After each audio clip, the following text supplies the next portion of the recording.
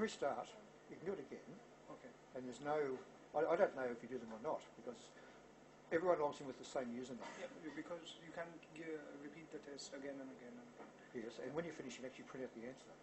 Okay. But the timing creates some sort of urgency to it, because last semester I had in the last week an exercise to do in the class. I thought it might have taken a quarter of an hour. Okay. And an hour later we were still going. Okay. Interesting. Gulp. No, if it's not an exam question on a 2-hour paper, I've really mucked up the timing, but you know, it just things go very slowly. Well, that exercise there has been there for a while, and I'm sure we've got to start the class very soon because the recording's actually started now. But somewhere in this first section here, you'll see the very same picture. I can't remember what page it's on, but basically here, it should in fact show the same thing because it appears in every textbook. Like I can't see it, but somewhere here there's a picture of the interface. There it is. That's virtually it. There's the labels. Oh. That's the idea it's coming from. Now, this is my own version of that. Okay, application. Yep. So,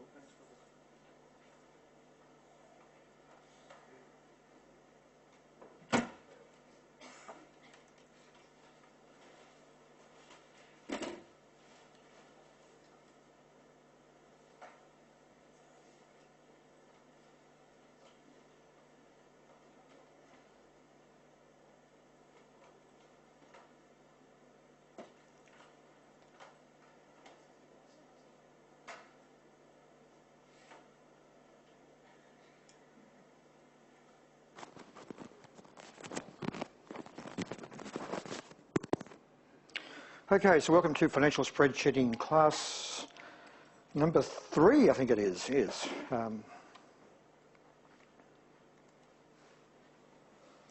Right, a few less people tonight. I'm not quite sure how many are in this class of the evening, but welcome to you all anyhow. Good of you to be here. So, right, let's get underway. So, I think the class this afternoon went quite well. There was, you know, almost full houses, and about 75 people showed up this afternoon. And of course, tomorrow afternoon's quite busy as well. Just the Thursday night class is not quite as populated, so to speak. So we'll start tonight's class by talking about some aspects of what's on excelatfinance.com. So since we had the class last week, I'll make this on the condensed view here. So in class number 2, I did some updates to the document called Simple and Compound Interest. And virtually that's just an application of some formulas and trying to, for example, work out accumulated interest based on some numbers there, and it just shows you some basic stuff. But basically what I went through there was actually went through and in fact added pictures of the function arguments dialog box. Not that important, but it might make the thing slightly clearer. And following up also to class number 2, we did some work last week on array formulas. And typically that topic is new to many people and it does become a little bit confusing. So I finally got around to, in fact, writing a document called Array Vectors and Elements, CSV formulas here. And I actually added that, it was only added, I think, yesterday morning.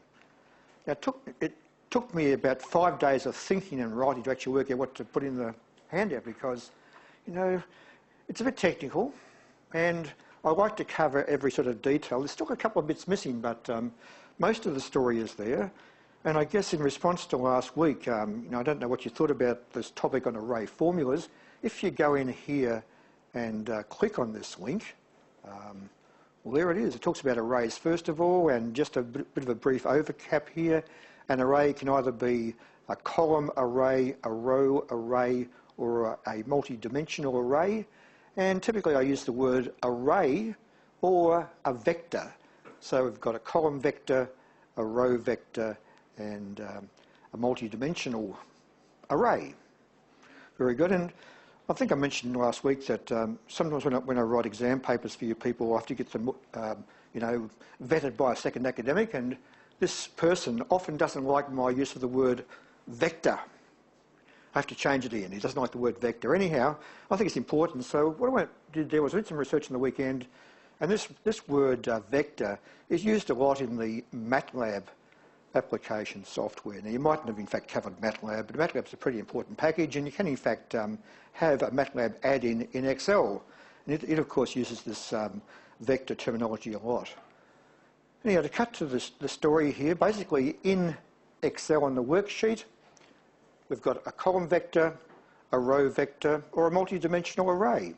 And those concepts there are also common to mathematics, and those three arrays there can be written in this fashion in a mathematical environment. That's the way they are written. So basically, inside there's square brackets here, and that's the way they're written, as a column vector, a row vector, or multi-dimensional. Now, as far as you're concerned, you don't need to know about the mathematical background there, but some finance journal articles do in fact use that sort of terminology. So basically at the end of the page here, when you look at, for example, these three arrays in Excel, that's just a picture there of a worksheet file, those three arrays there, so one's called col R, that's its name. This one here is named, for example, row R, short for row array. Those three names there appear here in the name manager. So first of all, there's this notion in Excel of these things. I call them curly braces. Some people call them curly brackets or even just parentheses. The names vary considerably. So if you in fact have range names or defined names applied to those ranges, when you look here in the editor or in the name manager, they're shown here inside these curly braces. Okay, and that's all it's showing you here. This is the elements from the row one, the column one, and the multi-dimensional one. Okay, that's what we see there in the name manager. They're also shown to you, would you believe, as well, here in the function arrays dialog box. There's the same information there on the right-hand side. Okay, so when you see these things in these environments, you should in fact sort of realise, well, I know from the curly brackets there, it's an array of some sort. That's all you need to know. Okay, and that should make some sense there. And because these array elements here are in fact text, not numbers, because they are text, in these environments here, they're shown inside double quotes. For example, here the R1 has got double quotes each side. It's in fact a text string. And that also appears in the page here in this example. Now, another thing talks here about an array constant. I don't want to really cover that in the class today, but it's shown there in that diagram. It might make some sense. And if you've got the Welcome Back textbook, it's all in there as well. There's a whole chapter on array magic and stuff, which is quite useful. So what I'm trying to say here is this stuff on arrays isn't used that much, but if you know how to use it, it's actually very powerful. And because you're doing postgraduate level of financial spreadsheeting, even if you don't use them yourself, you need to know what they are in case someone else has in fact used them. So you won't be scared about saying, oh, I don't know about that. You actually know what these things are and know how they can be applied. Okay, so basically in the class last week we went through what we call element-wise operations, and that's said because when you have an array, there are two basic operations. One's called element by element, which we did last class. This one is actually based upon matrices or matrix, okay, and we'll cover that a little bit later on in portfolio theory. So we only covered this notion of either element by element or element-wise last week.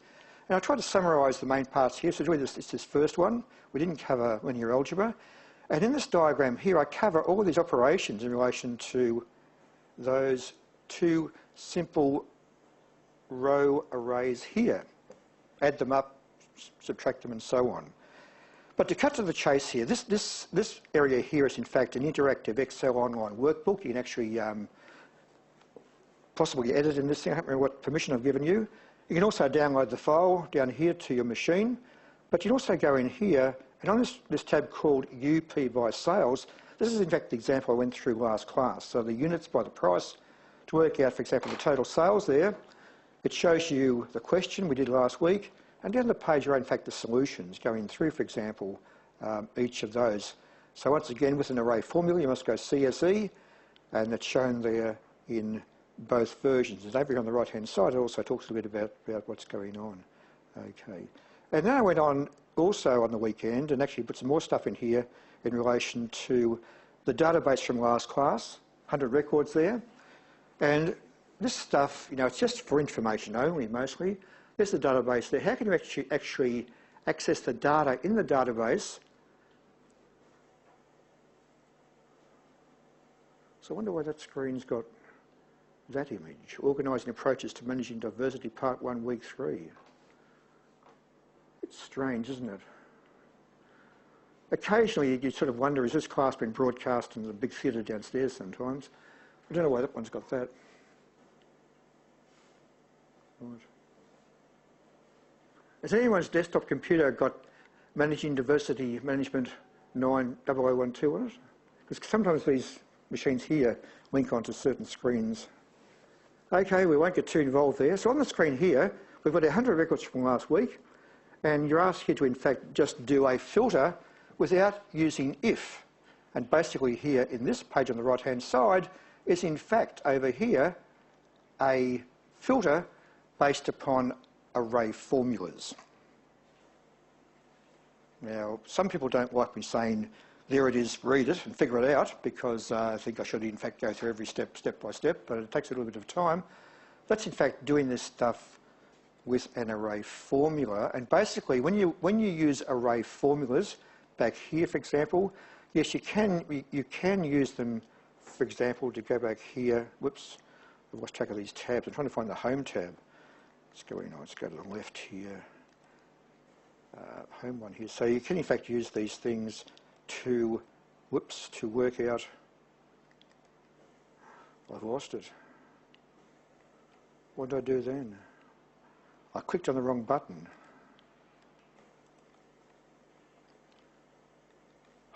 Bother, things aren't going well. I can, in fact, go in here to work out the total sales, but that involves an array formula. And as far as you're concerned in industry, it's much more useful to, in fact, simply just use the sum product function. It does the very same thing as the one above, but it's just press OK and it's finished. But to point the way, you can, in fact, use these array formulas to filter. Okay. So basically, to point the way, so I did in the class this afternoon, look at this one, look at the formula, and basically here on the right-hand side, what have we got? We've got here a vector. So if the salesperson column equals Wong, so if any cell is in fact true, it returns a 1. A false is a 0.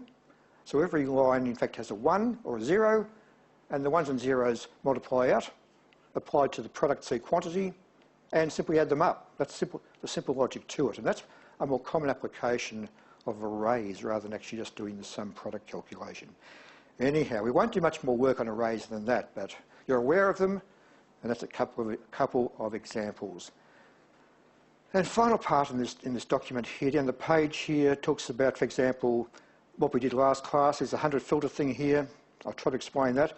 And the last part in this class talks about using an array formula to work out NPV. We've done the NPV calculation here on the carrot washer. We've also possibly, you might have seen, for example, an NPV calculation from another document I've got based in VisiCalc, and this formula here can be used to work out the answer in that environment here. And in this page here, I've actually applied a range name to both of those areas. And down the page here is in fact the sum of the cash flows divided by the discount rate. And in the numerator here, for period 0, 2, 1, 3, 4, 5, it's in fact got an array of numbers. So you can actually work out NPV using the formula in a single cell by using an array formula. Okay, and if you haven't seen that before, that's quite interesting. So just have a look at that part as we go through. Now this document doesn't say it, but on this worksheet here, this NPV/CSN, once again, this worksheet I'm referring to here also appears in this document as well. It's the very same thing. In this document here, that range there and that range are named cash flows and cash flows 2, and That's just to get you there on the right track with that. And going backwards one page here, on this one called UP and sales, these vectors here all have the same name of units and price. So basically units and price is in fact a name, that one, and also a name in that spot. So on that worksheet there is a range name called units. That one is called units, and so is that one there. This one here is called price, and that one there is also called price. So to point the way, on that page there are two range names with exactly the very same name. Right? That's the fact on that one. So in the class in the next half hour I'll show you how to in fact figure out that little bit of information. Okay, so I won't say much more than that, just have a glance through that. Any questions? There may well be, but took a while to write the thing. You know, what do I cover? It probably contains too much stuff, but once in from the class, you need to know about the units and price one, this page here. You also know a little bit about the last one there, about these NPV calculations.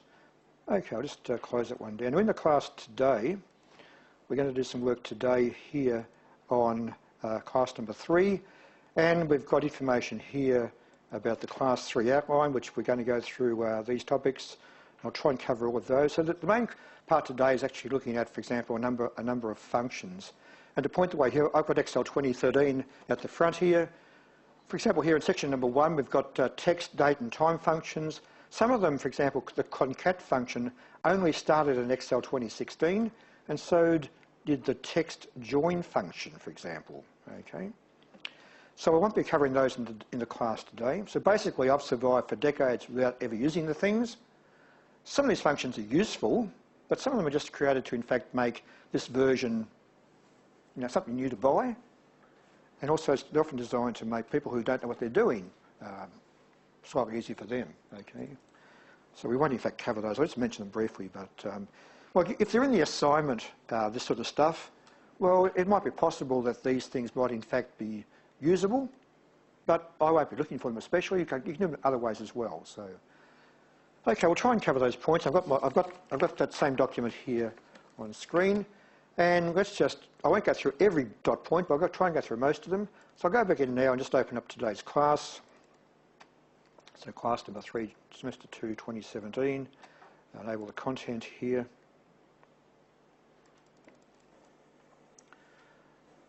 Okay, so in the class this morning, Okay, so in the class we're going to go through these 4 major points, and the first point here talked about, well, it talks here about the name box and the formula bar. And on that preliminary concepts part, now most of you know, once again, the name box here is this box here, top left-hand corner. That's of course called the name box, and the thing to the right, of course, is the item called the formula bar. Once again, some students have forgotten that, it seems. Okay. So on the screen here, the first thing today is to talk about this notion of, in fact, transposing an array.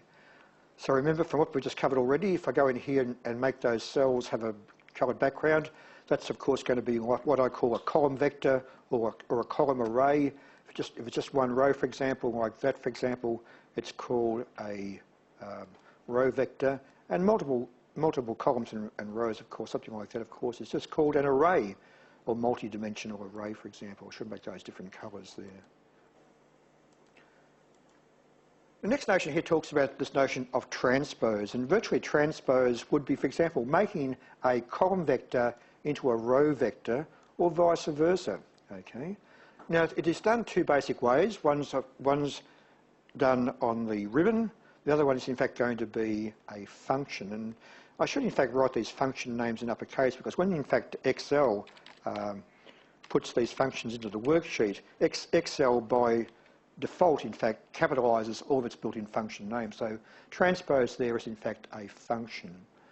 Let's look first of all at this copy-paste special transpose operation. It's already described on the page here for you how it's in fact done, but basically here on the left-hand side there's in fact a range of cells there, okay, and the management team or the reporting team might prefer to in fact have the January to June labels on the columns and the region labels on the rows. In other words, let's just switch the whole thing around or rotate it there on the top axis. That's in fact called transposing. Okay. Now, first of all, when you're going to transpose something, it's good to know how big it is. So I can go in here and holding my left mouse button down. This is quite a small array on screen. And with my left mouse button held down, look in the name box. This current array in the name box there is 7RX4C. It's 7 rows by 4. Okay. I could in fact go back here, hold down my shift key and arrow key. With my shift key and arrow key, shift key still held down, look in the name box there. I've actually got my same dimensions of 7 rows by 4. Once again, it's up here in the name box, 7 rows by 4. Okay. Now, when I let go of the shift key, or let go of my left mouse button, that dimension vanishes. Okay. And in case you've forgotten how big it is, I could in fact go back now, hold down my shift key, just expand either one row or one column, and go back to where it was, and I can still see now how big that array is on screen. Once again, from last class, over here, if in fact want to use my mouse on a bigger one, I can go in like this, and when I have a big array like that, if I scroll down the page, typically it doesn't show up the top, it actually shows down there on the bottom right-hand corner of the fill handle. So when you have an array that goes on a different screen, the name box doesn't show the dimension. It's shown on the bottom right-hand corner near the fill handle. This, in my case here, is 25 rows by 17 columns. So it's always like R1C1 notation. It's always rows first and columns second, in the spirit of the way they describe these things in mathematics. Okay. So basically here, to transpose this by copy-paste special, I don't really need to know how big it is. I just go in here and select that area, just go Control-C and paste to the clipboard. Now I can in fact put it down here in this area. So with the marching ants, I'm currently here in copy mode, select destination and press enter or choose paste. I just have to select the top left-hand cell of my target. So it's coming from the source, it's been pasted to the target. I generally would go in now and right-click, because when I right-click here, I can bring up this paste options area. Okay, I can never remember what those things do. I prefer to go into paste special, and in the very bottom here is the old-fashioned dialog. And on the screen here, I can in fact now see there's a thing called transpose. So I click on paste special, I click on the transpose little tick, and with that ticked now, and my marching ants are in the background here, click on the OK button, and there's my transposed array. Okay, it's as simple as that. Now in this class, we more commonly do the second technique. This is the easy one. Once again, just go in here, make sure your labels there on the columns are sort of right aligned to make it a bit easier. So once again, when you copy and paste, it copies and pastes the data and the formats. It doesn't change the column widths, however, but all that coloured background stuff and things is copied across. Okay. The other important part, however, is that between the source data and the target, if I go in here and change my source data, the target doesn't update. Okay. So once again, there's no link between the source and the target. It's about as simple as that. Very good. So copy, paste, special, transpose. And that's the way it can be done, and of course that makes a permanent copy there. And if you copy this stuff then, to your PowerPoint slide, whatever you need to do for presentation purposes. Let's have a go at actually making use of the transpose. I actually have a letter missing. It should in fact, of course, be transpose function. Okay. Now the transpose function is in fact an array formula. It's an array formula. Therefore, you need to figure out how big is the source and how big is the target. So once again, if we go back to our source file here, we know, once again from memory, that it's in fact 7 rows by 4. And of course, when you transpose, you just swap the row and the column numbers. So a source of 7 by 4 becomes a target of 4 by 7. And because it's an array formula, you must in fact go in and select the right size target. Let's put it over here on the right-hand side. So I'm going to, in fact, go in now and select a 4-row by 7 column target. Look in the name box. I've got 4 rows by 7. It must be the exact size. Just reverse the row and column numbers. Okay. So first of all, select the correctly sized target area. Then we're going to, in fact, use the transpose function. Just start to type it here, transpose. Hit the tab key to complete typing. Now our source array doesn't have a name. I'm currently here in enter mode. I can either use my mouse or use my arrow keys. I can, in fact, use my arrow keys here. Just navigate across to my source area.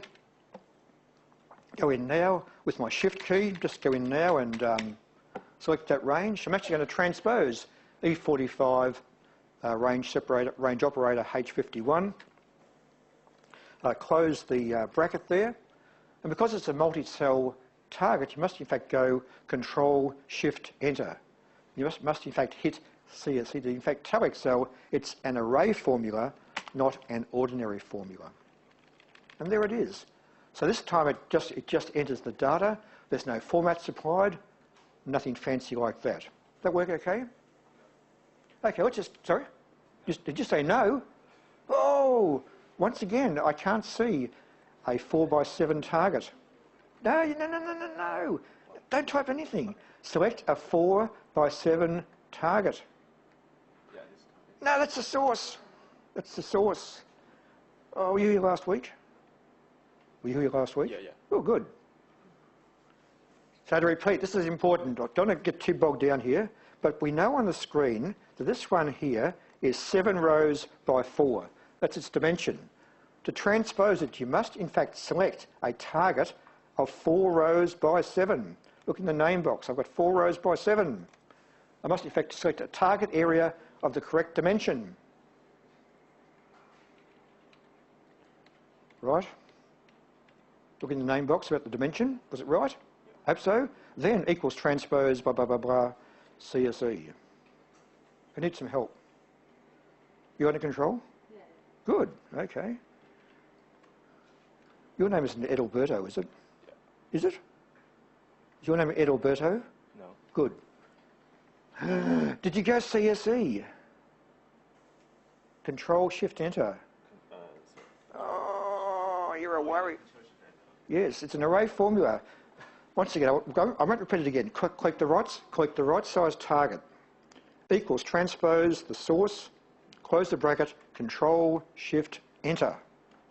Right. Quickly moving on here. On the screen here, once again, just go in here, just format those labels to have them right aligned. Just looks a bit better on screen. I won't do any more than that. Now at this point, the important parts now are, click on any cell. Every cell contains the very same formula. The curly bracket at the start, the closing one here, are part of the CSE process. So once again, I can't change the number here in the target, but if I go back now to my source for January there, if I go back here and change the source number on that one, make it 100, you'll see now it in fact updates there in the tag. So they are both linked. That's the important point there. They're both linked at the same time. Okay. Once again, to ever edit that target, select the whole array. Typically, you just go in Control / that's the array, and then you can delete the thing or modify. You must work on the whole array, not a sub-component. Very good. Now at this point, some people say, Ian, what about this 0? Because once again, transpose is in fact a mathematical operation. It's picked up a blank cell here and actually enters there a 0 on screen. Okay. And of course, some people don't like that 0. How do you get rid of it? Okay. Well, of course, you go in here, press the delete key, bing, but you can't change part of an array, so delete won't work. Okay. Now, some clever people might go in here and say, oh, I can go in here on my font area, I can make the font white. Magic. It's gone. Fantastic. Yeah, that's okay, I guess. Or another way is to go in here and make the background black. There, it's gone now. The confidential data can't be seen. And for a second or two, when we talk about trying to hide data, so back here on my website, I try and keep track about stuff about things that go wrong. So back here, you'll see here a thing called spreadsheet errors, disasters. There's a link there to the Sydney Morning Herald. And also back here in week number 1, there's a link here to spreadsheets and risk. There's lots of information there about the spreadsheet users group who have a whole list of world disasters in spreadsheets. So basically here in class number 3, this week here talks about the Sydney Morning Herald article whereby back in 2005 an analyst, I don't know if I taught the bloke or not, but this analyst was downtown working on a spreadsheet. It contained confidential data. Very good. What did he do? He went to the spreadsheet and made the confidential data have a black background. He thought, ha, they can't see that. And to any analyst, of course, a black background, what's going on? White's not quite as bad, but black. Go over there. There's the data on screen, and of course they had to suspend trading while the market was in fact brought up to speed about one analyst having the data and others didn't. So that's really talking about Sydney Morning Herald article, and of course Westpac jumps the gun on profit because some dopey person gave out data by mistake. So back to this one here. Once again, you won't give it a black background. Now, we don't really cover much work in the subject about hiding things, but the classic way to, in fact, make it not visible in the cell, it will still be up here in the formula bar. The classic way is to apply a format to, in fact, make the text content not visible in the cell. And the format is, in fact, triple semicolon. So a triple semicolon custom format hides the information in the cell. It doesn't prevent confidential stuff from being leaked, but this is the way it should be done. So let's just click on the cell which contains a 0 there. Let's go to the number format area here. On the number format, you'll actually find a group here called number. Down the bottom is one called custom. In that custom category there on the number tab on format cells, go up here in the type. Carry the type there as general. Just delete general and type in semicolon, semicolon, semicolon.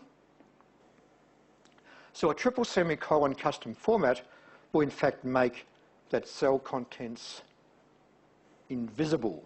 Okay, it can't be shown on the printer and it can't be shown by changing the colours. Now any clever person can of course see stuff up here in the formula bar. You can in fact hide the formula bar. You can also of course lock the worksheet with a password and unlock certain cells. You can also, of course, lock the workbook. Now, in the current workbooks that you've got today, they're in fact stored in what they call XLM language. You actually read them, but when, of course, you lock things, they become binary, and it's much, much harder to, in fact, see what's going on in the spreadsheet. Okay. Now, we know in the world these days there are many people trying to get secret data, so I've got no knowledge at all about encryption, but just be careful about using black backgrounds to hide secret stuff, because a journalist, it's like the big challenge. And of course, any journalist these days, no matter how confidential the stuff is, they just publish the stuff for the lead article, don't they? Political leaks and all sorts of leaks these days.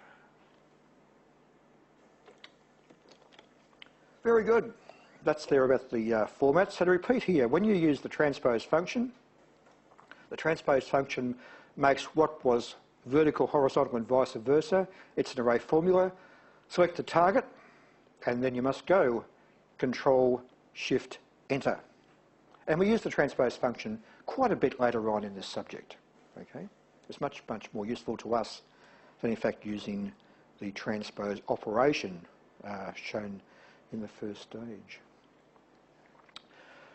Next part of the page here talks about Excel errors, and I don't know, things go wrong. What do they mean? And on this list here, there are a number of them on the list here. Which ones come up the most often? In the class this morning, I talked about you might see ref error a bit, so I'll give that one a coloured background.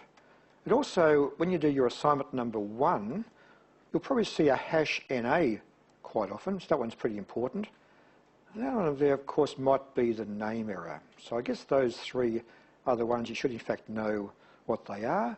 And in the class a little bit later on today, we will in fact come across either a ref error or an NA error.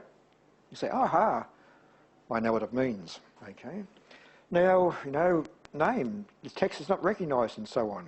So basically here on my website under class number 3, somewhere here, there's a document saying Excel errors. And this link here on 3.0.2 contains a worksheet with those errors there.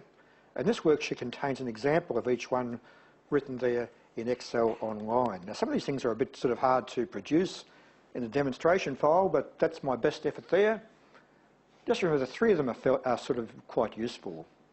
The other ones are just there for your information. So you probably won't ask many questions about that, but that's my attempt to in fact demonstrate how these errors are in fact developed. Okay.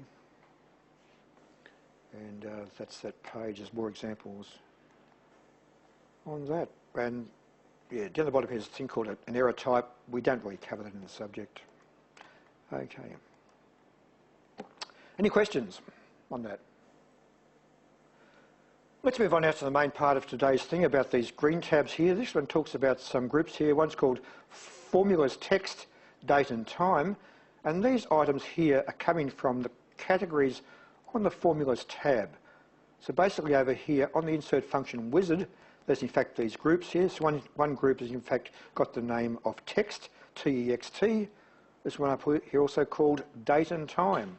There are 2 groups there shown, or 2 categories shown there, and those same categories also appear over here. There's one called text, and one over here called, somewhere here, where's it got to? One called date and time. We'll go through those today. Now sometimes in the first assignment I might say to do certain things, and one in fact might say use a text function to do something. Use a text function. And that little statement, use a text function, causes concern to many students, because what I mean is when I say use a text function, I mean a function from the text group. I don't really mean the text function which appears here in the text group. I just say a text function, not the text function. Every semester I tell this story in week number 3, and every semester in the assignment, those people who either aren't here or were here this morning on their smartphones say, Ian, what do you mean? What do you mean? What do you mean? That's all.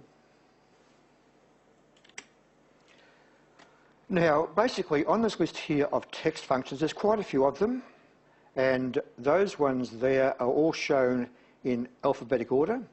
Now, some of them we do in fact use, but I don't go through them all because I have to keep this class manageable.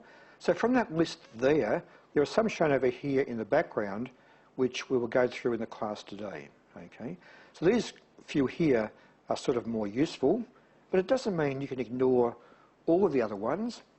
And when I say you can't ignore them, well, they wouldn't really be exam questions, but they might be useful in the assignment. Okay, that's the basic story there. And rather than these being here in alphabetic order, these ones in the background here are grouped together under similar sorts of items. Okay. Now in the class number 1, we covered a thing called the concatenation operator.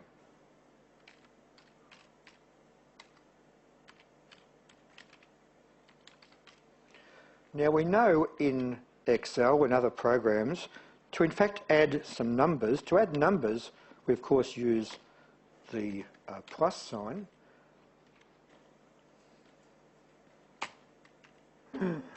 Which I've got to put in an apostrophe to make it a like that. So the plus sign adds numbers, of course. But in Excel, to in fact join text together, of course, we in fact use the ampersand. So in Excel, the ampersand symbol, of course, is what they call the concatenation operator. And over here on the left-hand side, there's an example of concatenation with 3 cells. If I click here in cell number F28 and go to edit mode, you'll see there that in fact it's a formula, equal sign. It's referring to E26. There's a reference there to E26. Then there's the ampersand concatenation. Then I'm joining to that when you put text inside a formula, if you hard code the text is always inside double quotes. So double quote space double quote means it's a hard coded space. Concatenate the value here in F26, concatenate a blank space, and G26 there on the right-hand side. That's what we've covered previously. Okay. So in a workbook, you might use this to join together email usernames with your domain name, or you might join together various components to, in fact, do database manipulation. For example, you might be joining together some codes and getting stuff from a file. It's used a bit, for example, mostly in VBA. There's also a function called the concatenation function. The concatenation function joins several text items together into one text item.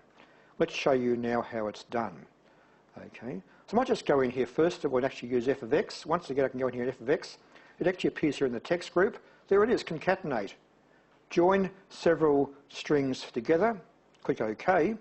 And on the screen, it actually has a maximum of 255 characters. Okay, it's shown there on screen. Once again, I've got my data here in a cell. I can just point and click. So text number 1, I will click on the cell which contains XL. So text number 1 is a reference there to E26.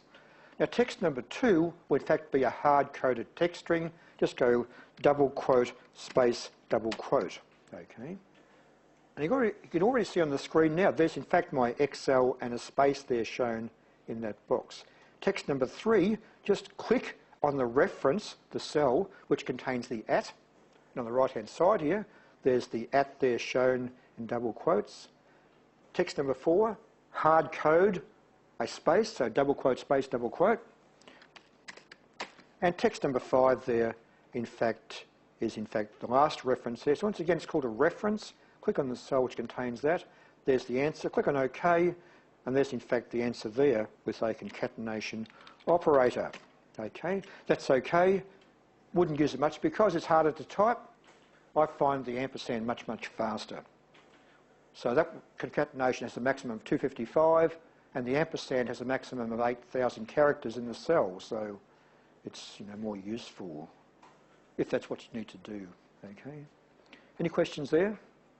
Not that important, but to join together text strings, once again, I'll use the concatenation operator, the ampersand, which I prefer, or the concat function. Now, once again, back on these notes here for class number 3, we see here that in Excel 2016, there's in fact something there called concat rather than concatenate. So, don't know what it does, but it's there. I think it might, in fact, yeah, it's probably better, but we can live without that one. Okay. Very good. Now let's look now at a more important thing. On the screen here is in fact a date. That's in fact 2015, August 19. Now of course, we know that today is in fact the year 2017. Let's just update the background here. So it's 2017, that's the year. The month, of course, is still August 08. And of course, today is in fact the 10th.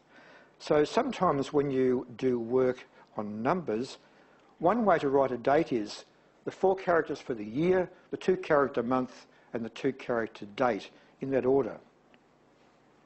And there it is there on screen. Okay. And basically, if you have a date like this in Excel, Excel doesn't recognise that date as being a date. So in a cell there, that's in fact a number. It's not in fact a date as far as Excel is concerned. Now, these dates are more commonly used, for example, on accounting data. So, for example, in the US of A, all the financial statements there for listed companies end up on a database, and the dates there have that 8-character string. If you import that data into Excel, the import process fixes the date up. So in most cases, this isn't a problem, but occasionally have these dates in your spreadsheet. How do you make them into Excel dates? Okay.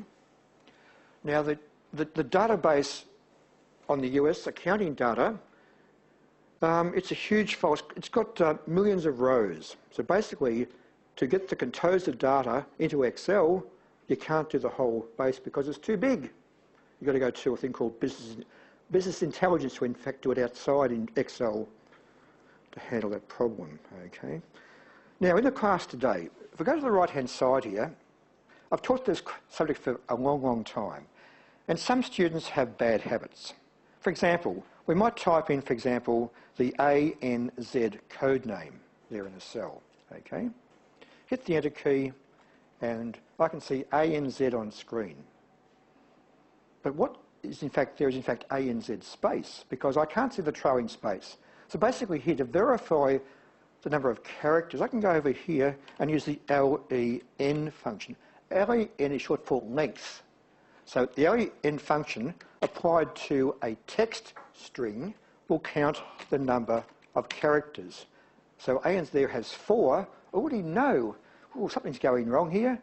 This student, or myself, has gone in here and added a trailing space. And in about class number 5, it's a common problem that people put in this trailing space, the code space enter. I don't know which cultures do that, but some students do that. And it gets very, waste time.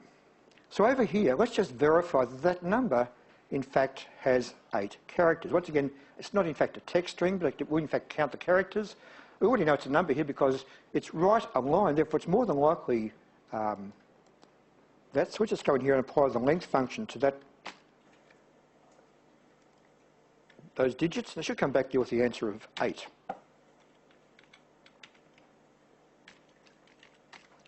Okay, so once again, that cell contains, oops, that's the wrong one, beg your pardon.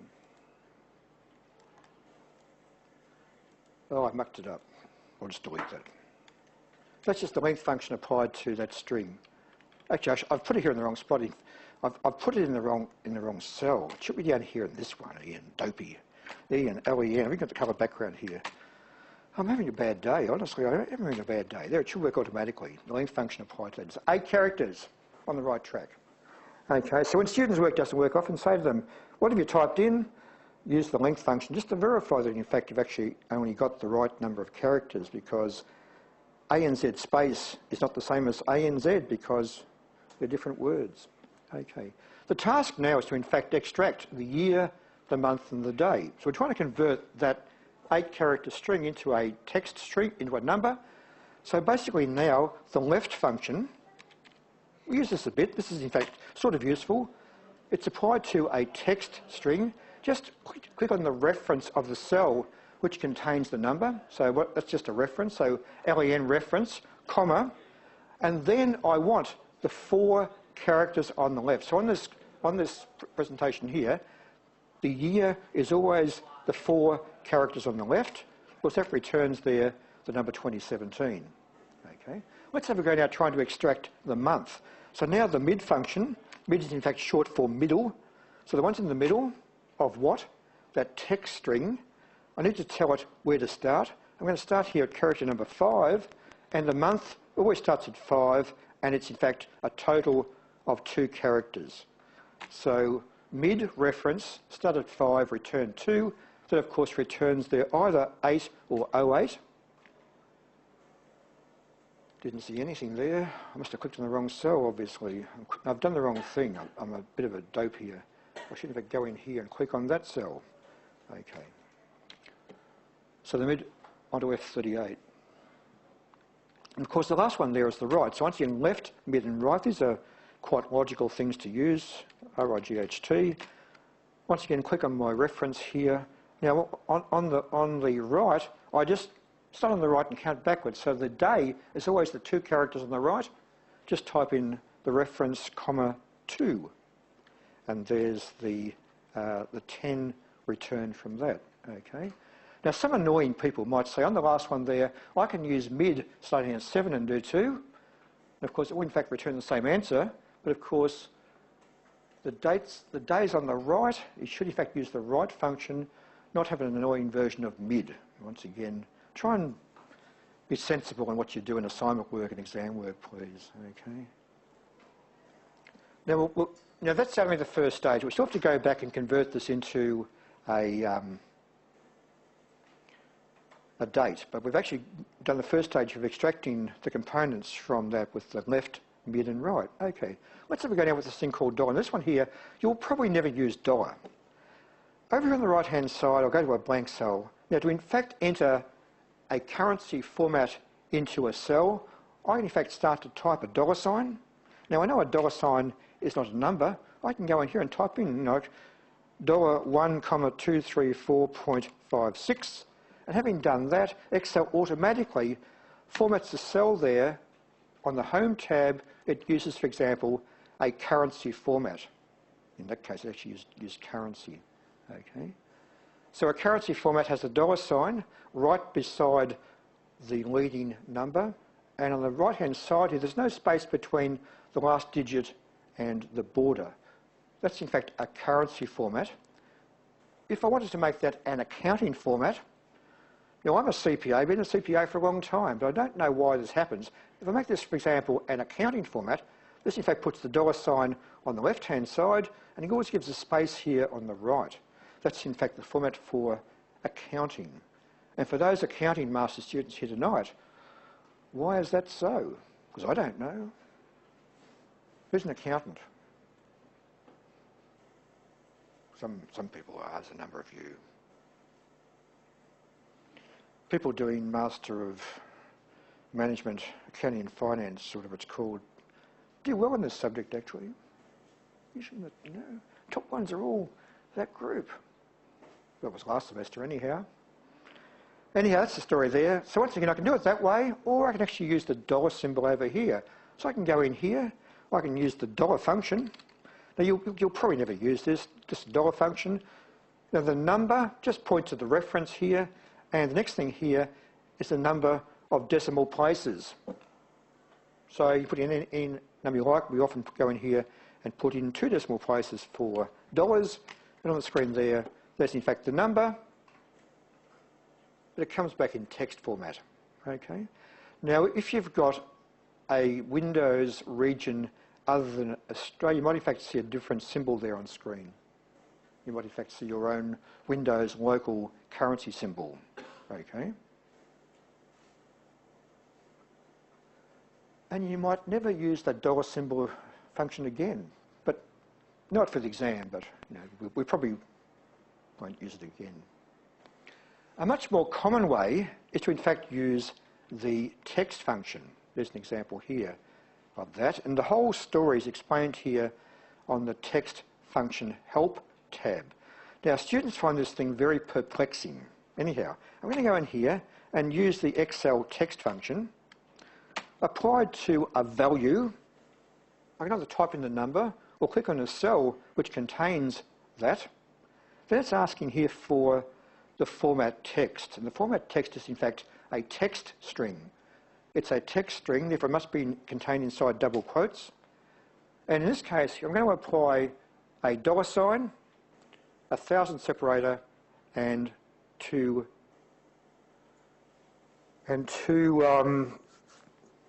decimal places for cents. So once again, in the class today, I'm going to in fact use a dollar sign for Australia. Now, if in fact there are thousands, these hash symbols here are place marks. So I've got a hash symbol to hold a number if it's there before the 1,000 separator. I've got place marks here for 2 numbers after the 1,000 separator. And if it's a number, I always want to have 3 digits. For example, if it's 10 cents, I want to show 0.10. If it's $1, I want to show 1.00. Okay. If it's 1 cent, I want to show 0.01. So to make those 3 numbers always appear there, whatever they might be, I type in 0.00 and close the double quotes there on screen and close the bracket. So once again, the hash symbols are 1,000 separators. There's my comma separator there for the thousands, and we'll show 3 characters here. Press the enter key, you'll see the result there on screen, which is the same as the one above, but that's using the text function. Okay. Now, every semester people say, oh, if I do it a different way, it still works, Ian. Oh, it may well do, but according to the help file, that's the way it's written. And in the subject, you should be doing it the way it should be done, not the way some smart, annoying person can do it downtown. You know, if you want to be fancy down there, that's fine. But in this subject at this stage, I'm trying to teach you the right skills, okay? Very good. Now, let's just digress for a second. I'll have one more go here at actually doing the one for that. Now, I could in fact just go in here and look, I could put, for example, 0.04 over here on the right-hand side. I could do that. I could go to the Home tab, click on my percent symbol here, 4%, and just expand the number of decimal places there and do it like that. I could in fact just format the number in the cell. And that's a common way of doing things. So formatting the number there is the same as formatting the number up here in that cell. But over here with the text function, I can use the same text function operation applied to my value in double quotes there. I'll put in now with my percent, I actually want to have number. So I'll put in here. Now, once again, a percentage wouldn't typically have a 1,000 separator. And the question is, if you have a lot of digits after the decimal place, are the decimal places separated by commas? So if you have, for example, 6 decimal places, do the decimal places have thousands separators? This is just a general knowledge question. Is that no, or is that you don't know? You shook your head. No. You don't sound very certain. Should be no. I can't find evidence where they do have any, and in Excel you certainly can't do it. Anyhow, so basically here I'm going to in fact have 4%. So basically it's all very straightforward here. I can go in here and type in 0.00, put percent, close the double quotes, close the brackets, and there's my same number there, 4%. Very good. Yes? Yes. One question. The result that we get from using the text function as well as the dollar function, the resultant is still a number, right? Because we can add those two numbers. Yes, Excel is very clever. So basically, it appears in the result thing there as text, but behind the scenes, Excel automatically converts it to a number. Most of the time. Okay. Yes, I'm trying to calculate. Yeah. So, okay. So once again, you could in fact, well, this is used quite commonly. So let's. Look, I didn't cover this in the class this morning. Let's go over here and put a number in that cell. And I'll give that number there a format. In fact, no, I won't do that. Now I can go over here and say in a formula the amount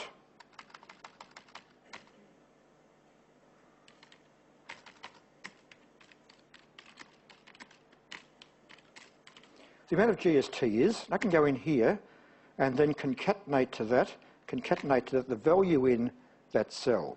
When I do that, of course, it shows me there just the 1, 2, 3. So how do you in fact take that number and apply a format? So basically, when you're doing a statement in a statement saying the amount of GST is blah, blah, blah, blah, I can go in here, I can put a space after the is, I can go in here and apply the text function now, T-E-X-T, to that value. Oops, I mucked it up slightly. I can go in here with the text function, comma, once again I can go in here, comma, double quote. I missed the comma, so the comma, double quote, no, comma, double quote,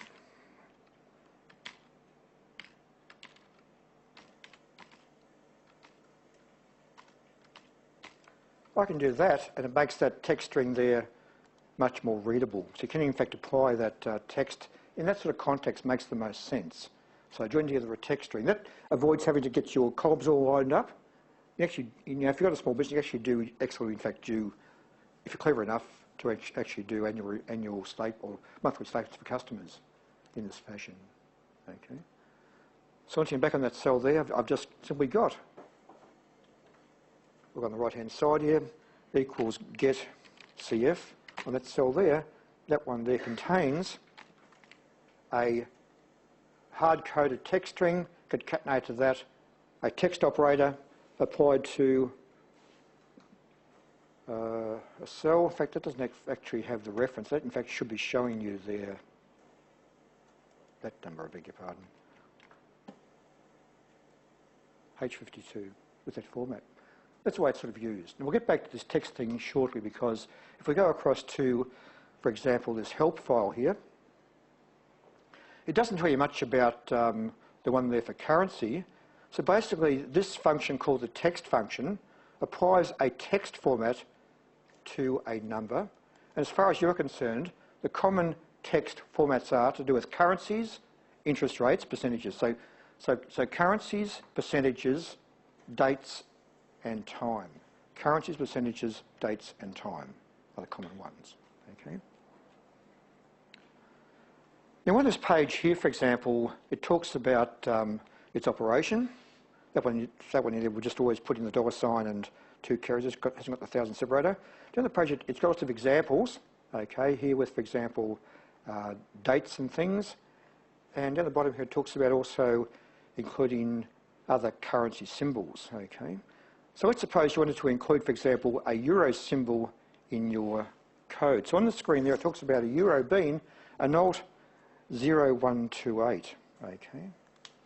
So basically, let's go back to the example I've just done.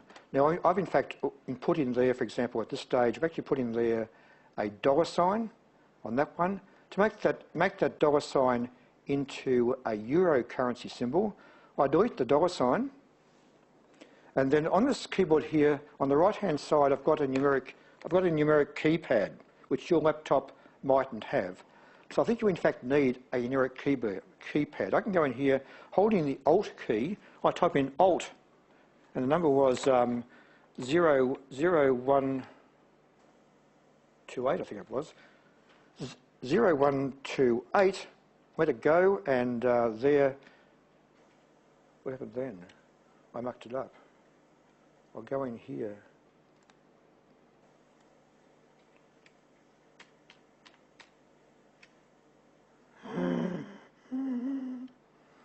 Wrong key, 0128. There it is, the euro symbol. You can do that. Now, if you don't have a numeric keypad, it can be done other ways, and we'll get back to the other examples in the class fairly soon. But once again, in this subject, I cover a lot of material, so let's just go back to my website, and here, for example, in class number 3, in this group here called 3.1.1, there's a thing here talking about, for example, the Excel text function. This is a link to an Excel online document.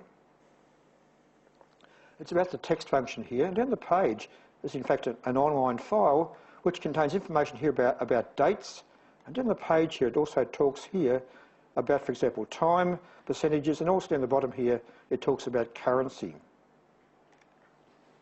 So basically on this column here, so of each section there's a number. So this is a number in that cell there, and here on the right hand side, that thing there is the text string used as the function here for the text string. So that number with that format gives that.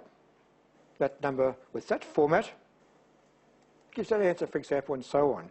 This one here has the Y symbol, and that Y symbol there is in fact coming from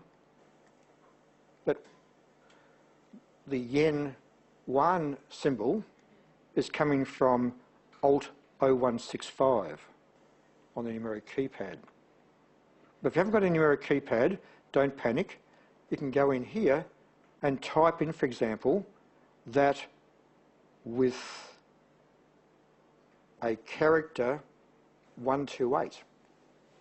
You don't do much of this work, but it's available to you. So the char function returns that symbol.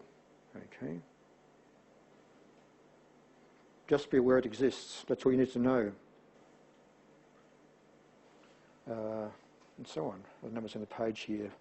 There. So I won't do much more than explain that to you.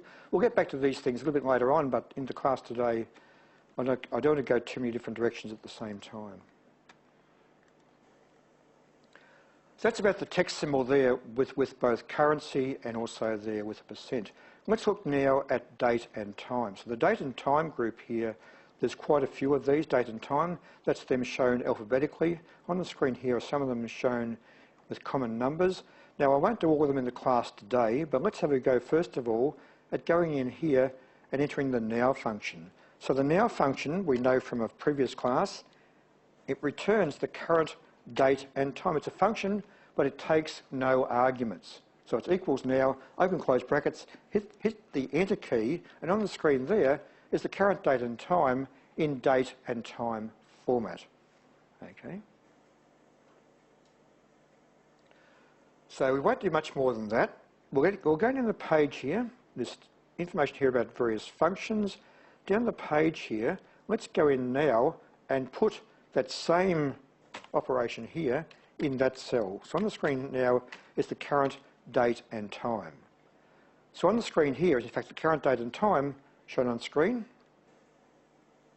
Now that date and time is in fact the one from the computer clock, whereas the one up the page here for the current year, that's one we in fact hard-coded in.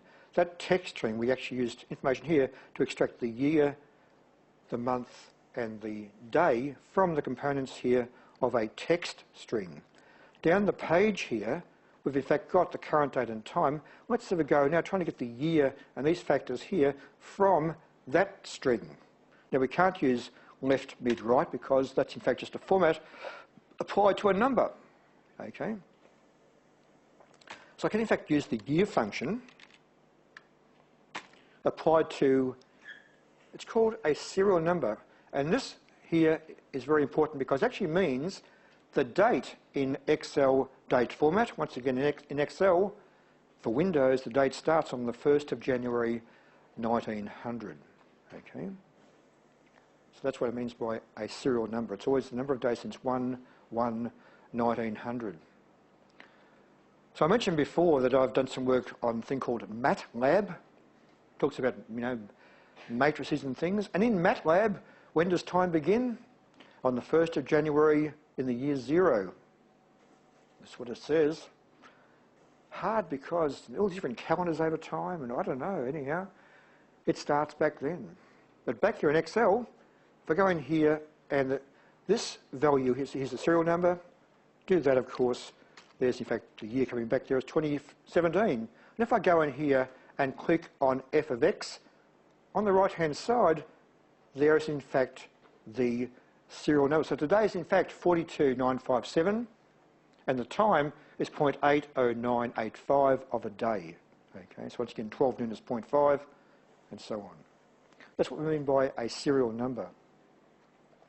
Now these things here, you wouldn't use them that often. So we won't spend much time here. Let's use the month function applied here to, so the month function applied here to the same reference. So the month function there applied to the reference. Of course, that will either return 8 or 08. Here it's in fact right justified. That cell must have a number format, therefore 8's the same as 08. What about the weekday now? Now the weekday we know is in fact a Thursday, but applying the weekday here to that reference, the weekday function, if I could spell properly, not weekday. The weekday function applied here, of course, will come back with something, but when I click on that cell, it's now asking me for a return type. So around the world and in various businesses, the week starts on different days. Okay, so it can either start on a Sunday or a Monday. It could be a 5-day week, a 6-day week, or a 7-day week. So in this subject, we assume that the first day of the week is Monday on a 7-day week. So in this subject, whenever you use, in fact, the weekday function, you should always, in fact, use a type 2, because type 2, number 1 is Monday through 7 Sunday. That's what we assume in the subject. And on this list of functions here, that one's important because we actually use that a little bit in the assignment. So weekday on the serial number of the 2. Now today, of course, is in fact a Thursday. So Monday, Tuesday, Wednesday, Thursday with my fingers here. That should in fact, of course, return there the number of 4. Okay, of course the day is in fact day 10 and becomes quite straightforward now. We can actually zoom through these things now. Returns the 10. Of course the hours here is in fact 7 p.m. That should in fact return the 19, I hope. So the hour here should come back here with the number there of 19. And the minutes here, of course, from the clock here should be 28 past. So the minutes, of course, here should, of course, come back by doing that as well. And, of course, the seconds here, not shown on the clock on the screen. The seconds here, of course, will in fact show the second. I enter that, in my case, it's 3. There they are. There's the components of date and time split up there into various bits and pieces. You can't go any smaller than a second. So if you're going to use Excel for sports timing, but in hundredths, then you can't use that on Excel. Okay? You can in fact do hundredths in VBA with a Windows interface. Now if I go in now and press the F9 key, so F9 recalculates, watch the second hand. Hold down F9, now it's in fact volatile, so holding down F9, the seconds tick over, and if I put a brick on the keyboard and watch this all night, you would see that those clock components there would be ticking over progressively as the years roll by. Okay. Now some people say, Ian, couldn't we have a cell in Excel which does it automatically? And the answer is yes, but you can't. You have to in fact do it in VBA. You can in fact make VBA update a clock in a cell. Okay. I'm getting old in years. You know, I should have retired a little while back. My expected life for most adult males is 85. You have a countdown to that date. How many days left? Tick, tick, tick, tick, tick, tick, tick. What a morbid worry. I watch too much TV at home. Funeral insurance, spend your money, spend your money, spend your money. Okay, that's about the date and time there. Which of these functions returns Thursday? Wouldn't it be good to have a Thursday on screen? Easily done. So let's just play. I can go to the right-hand side. I can actually put in my now function again, NOW. There's the current date and time. Once again, it is too narrow for the column. I can go up here between the M and the N, double-click. Oh, it made it far too wide there, but I'll just bring it back a bit. There's my answer there on screen. So I can go to the left-hand side here now. I actually go in here and use my text function applied to this value, and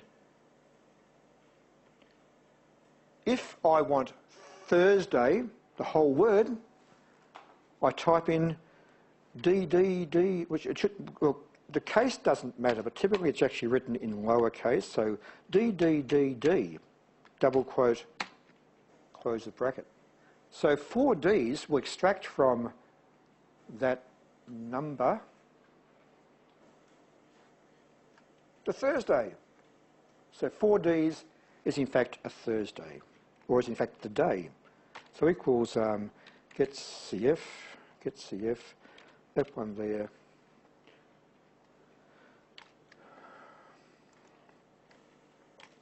This becomes nice and easy now. So if 4 Ds is the day, if I go back here and make it 3 Ds,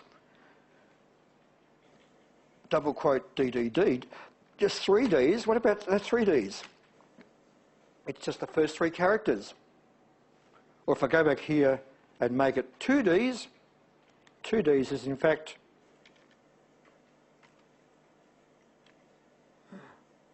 the 10th day of the month sort of thing, okay, the 10th day.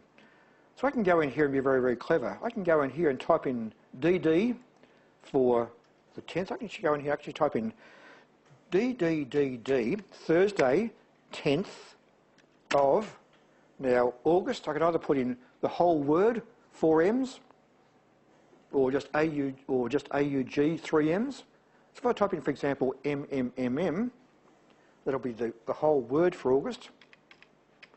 And go in here and type in YYYYYYY. 4 of those on the screen now. Whoops, hit the enter key. There's in fact on the screen there, a bit hard to read. not enough space to drag that down to the road. Thursday, 10th of August 2017. So I'd actually go in here and format that any way I like. Okay. Now I could have done the same thing here on this number, back here on the Home tab in the numbers format here in these date things. I could do the same thing here, but I've actually chosen here to in fact use the text function.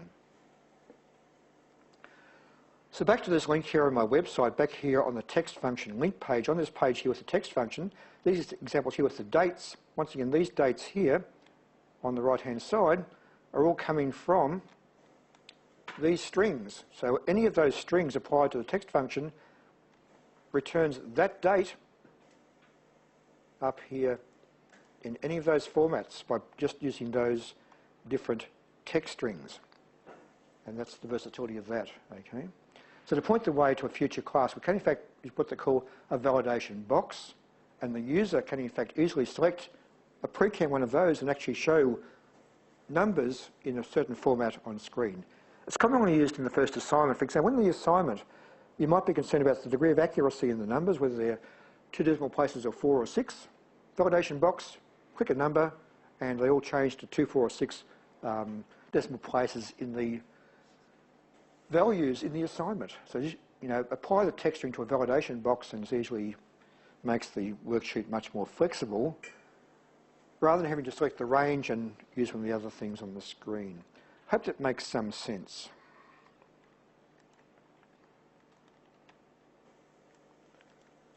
So that's about date and time. Let's move on now to some other functions here in relation to date and time now.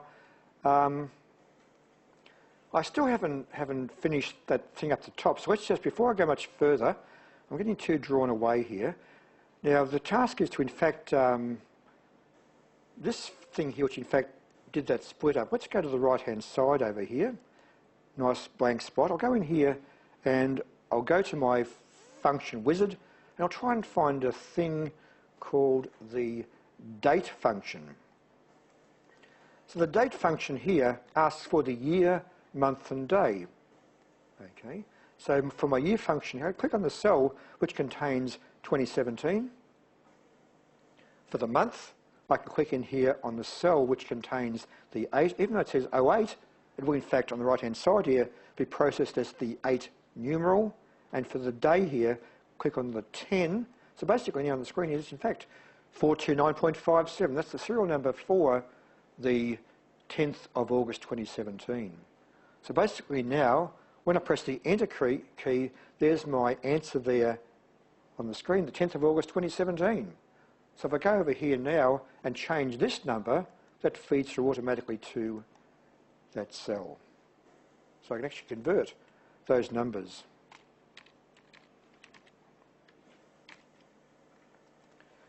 With the date function applied to left, mid and right. Now once again, only accounting data uses the system, and when you import the data properly from a database, Excel handles the job automatically. But I used to be the honours coordinator here. I used to be in charge of honours students for about 10 years. And back there, some of them a little bit dopey. Oh, Ian, it doesn't work at these funny dates. Well, somehow they imported the data in this 8-character string. You can't read them as dates. So you just apply a function like we just did. Left, mid and right, date function, and the 8 characters becomes a date readable in Excel. End of story. Now talking about dates over here, down the bottom here is in fact a calendar. And this calendar contains the year 2016. Now why wouldn't I put in 2017? Good question, Ian. So basically in 2016, we know from class number 1, 2016 in fact contained a leap day, the 29th of February occurred there in 2016. Okay. This information about dates is important with interest rates. So let's suppose something starts here on February 29, that date there in the leap year, and it ends here on the 31st of May. So it starts on that box just there and ends here on the 31st of May, that date just there. How many days are there? We could go through and in fact count them, 31 plus 30 plus whatever, okay? Or you could in fact use a function in Excel. Now, during that period there, we've got the weekends. Of course, here, January 1st is the January 1st is, of course, New Year's Day holiday, Australia Day holiday, and over here we've actually got Good Friday and Easter Monday. And those holidays there are shown here in those cells, okay? There's those cells there for holidays during the period. So first of all, how many days are there between those dates? Now that cell there is called start. That cell there is named end. So we always start and go ahead in time and end at some time in the future. So basically here, if I go to that cell and use my days function, and when I use the days function, the first thing is that it asks for the end date.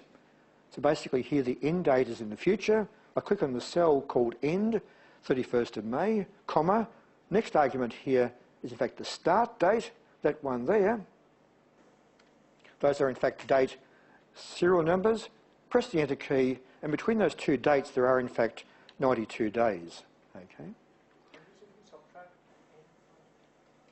Well, it might give the same answer. Yes, it's a logical thing to do. Let's just try it out. Okay, so if we subtract the two values here, let's just go, I guess, to the right-hand side, equals the end minus the start. Cross your fingers here. 92. Well done, young man. I like the story. Get CF.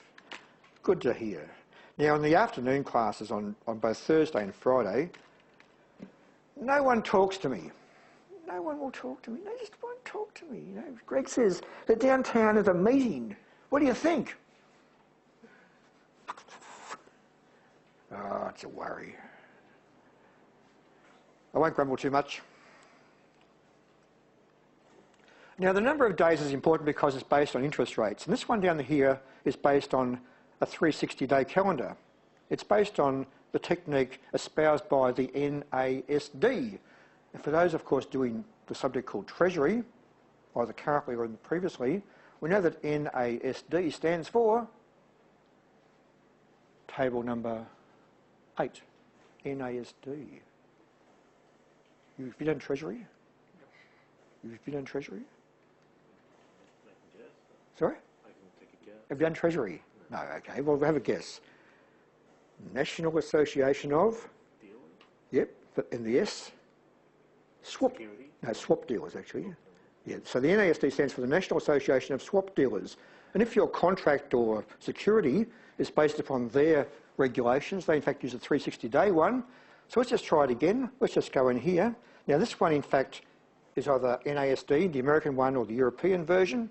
Okay, so once again, well, for example, in Australia, the major banks issue securities into the world market, and their notes which they issue could, of course, be bound by either NASD or Europe or whatever. It doesn't really matter. You know, it depends upon their motivation for raising these securities. Anyhow, so if I go in here and try, for example, the days 360, in a lot of cases, the number is the same in most cases.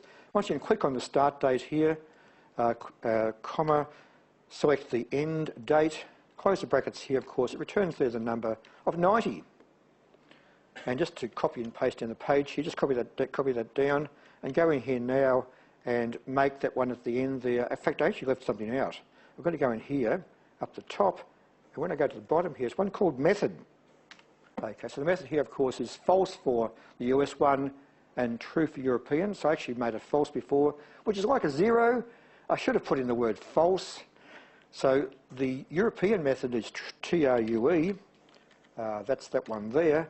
So to make this correct, I don't really like leaving the blank. I should go up here and actually make that false. Now, in a lot of situations, you get the very same number. But that particular set there, of course, with the two common dates, under 3 methods, of course, you've got 3 different answers. And that's important when you've got interest rates on securities, okay? Now, if they are the European version and the NASD one, look, there's around about 8 or 10 more different variations on this, so we won't do them all. This one up here is the one used in Australia, and if you are a global dealer, you'll be an NASD member, but if you're based in Australia, on table number, who might know? Who works downtown currently in the Australian environment? Anyone over here, whatever? Who's had some experience recently? Okay, so basically here in Australia, the AFMA, the Australian Financial Markets Association, is the Australian dealer membership, and many securities here are based on this technique, okay? And with the AFMA, a common security, of course, is BAB, a bank accepted bill. That's the common one there to work out the interest rate, number of days, and they're often used by people as you know, investments. You just buy these things from a bank and get the interest rate there. The top one, well, they use them all, but for Australian securities, like BABs, they're typically based upon the AFMA method, okay? But I'm a retiring age person. I've got a self-managed super fund, although I pay a person to actually look after the thing. Yeah, he does a good job. But basically there, if you're going to buy a debt security like a bond, you buy a note, and these notes are in fact issued into the marketplace, and they're actually based upon the BAB rate plus 4%, for example. So, the interest rate that you are paid is that rate, the floating rate, actual days divided by 365 on that technique. Okay, next one causes some consternation here. So that one there virtually counts the number of nights. Because if you in fact have today and tomorrow, subtract the numbers, there's one. It's one night. So when you work out interest rates in a bank, you always count the number of nights which you held the money. So a long time ago before computers, we used to have to work out interest manually. Terrible job. Lots of bank staff though. Get the table out, count the nights, look at the table, write it in by hand. So at June 30, you spend a month manually working out interest on savings accounts. You know, just thousands and thousands and thousands of these things before computers. So always a number of nights. Let's look now at net working days. Let's just try this one out. Now this will cause some consternation here. So net work days, we'll go in here. Once again, there is in fact the start date. So if you start work on that date and you end work on that date, of course you don't work on holidays. And in this case here, this vector up here, though that row vector, in fact has the name there of holidays. So this time you count the days, take away the 1, 2, 3, 4, 5 holidays and the weekends, and there's 64 work days between those two periods. Okay. Very good. So that's one useful thing. Now the next part now is, let's look at workday. This causes a bit of consternation. Let's go in here and put in the workday function. So the workday function, it's once again asking for a start date. We're going to start here on that date, comma, and we're going to in fact work for 60 days,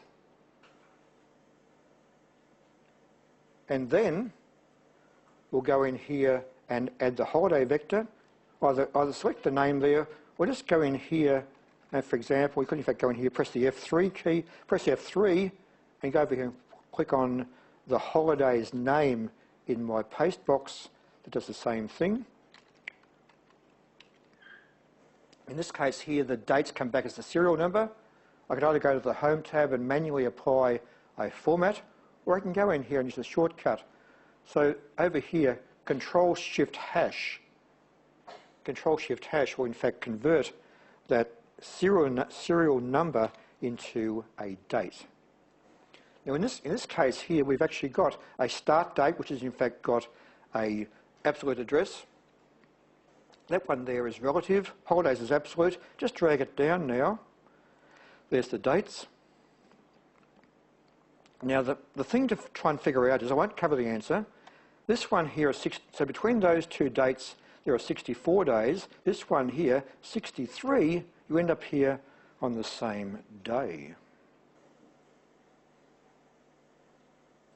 I can't remember why it's different, but just ponder that one during the week and I'll give you an answer next week. Okay. There's some logic to it anyhow. It's a bit curious to know why is that one 63 days gets you that date, when in fact it was actually 64 on network days. So in summary, these ones here are useful for calculations on interest securities, bank bills for US or European denominated securities. And these numbers of days here are also useful as well. Now I've skipped over a few examples on this page. The last one to go through now is a thing called the E-date. E-date. Let's have a look now at E-date. So I'll go in here and just delete that cell, actually. I'll delete that one. Now the E-date function can move the date a certain number of months, either forward in the future or backwards in time. Let's suppose we go in here and we want to use the E-date to pick up on this start date here and go forward in the future 2 months. So 2 months from that start date, what's the date 2 months in the future? Now once again, the 25th of January is a nice safe one. It appears every month. So more than likely the answer will in fact be the 25th of the 3rd. So just hit the enter key and see what comes back. 25th of the 3rd there, 25th of March. That's pretty straightforward. Okay. Now another way is we could go over here and use this text string to drive that calculation. So rather than going in here and putting in, for example, the 2 as hard-coded, I can go in here and use the left function applied to that string. Now I really only need the 2 on the left, but sometimes that month might be 12 months. So I can actually safely go in here and extract the 2 on the left. That will in fact do the same thing. So the left function is a reference to that cell. The 2 on the left will return the O2. Close the second bracket here, that will return the very same date. Okay. So generally when you do this sort of stuff, you would start today and go forward in the future and end in the future. But something like the E-date also goes backwards in time. So I can go in here, I'll just do it once more. I can go in here, I can use my E-date to go in here. I can start here on that date. This time I'm going to start on that date but end in the past. Now that sort of fact might cause concern to some people. You're going to in fact end, so on a calendar you end before you start, because in all these functions you start on some date. Therefore, logically, if you start on that date and go backwards too, you must end on a date in the past, which is actually earlier in time, which should be the first date. Okay? And this start and end is also, sometimes in the assignment, it causes a lot of consternation for some students. Once again, we've got that format there. Just go Control-Shift# to make that into a date. Now to point the way here, typically these dates like this come back nice and easy.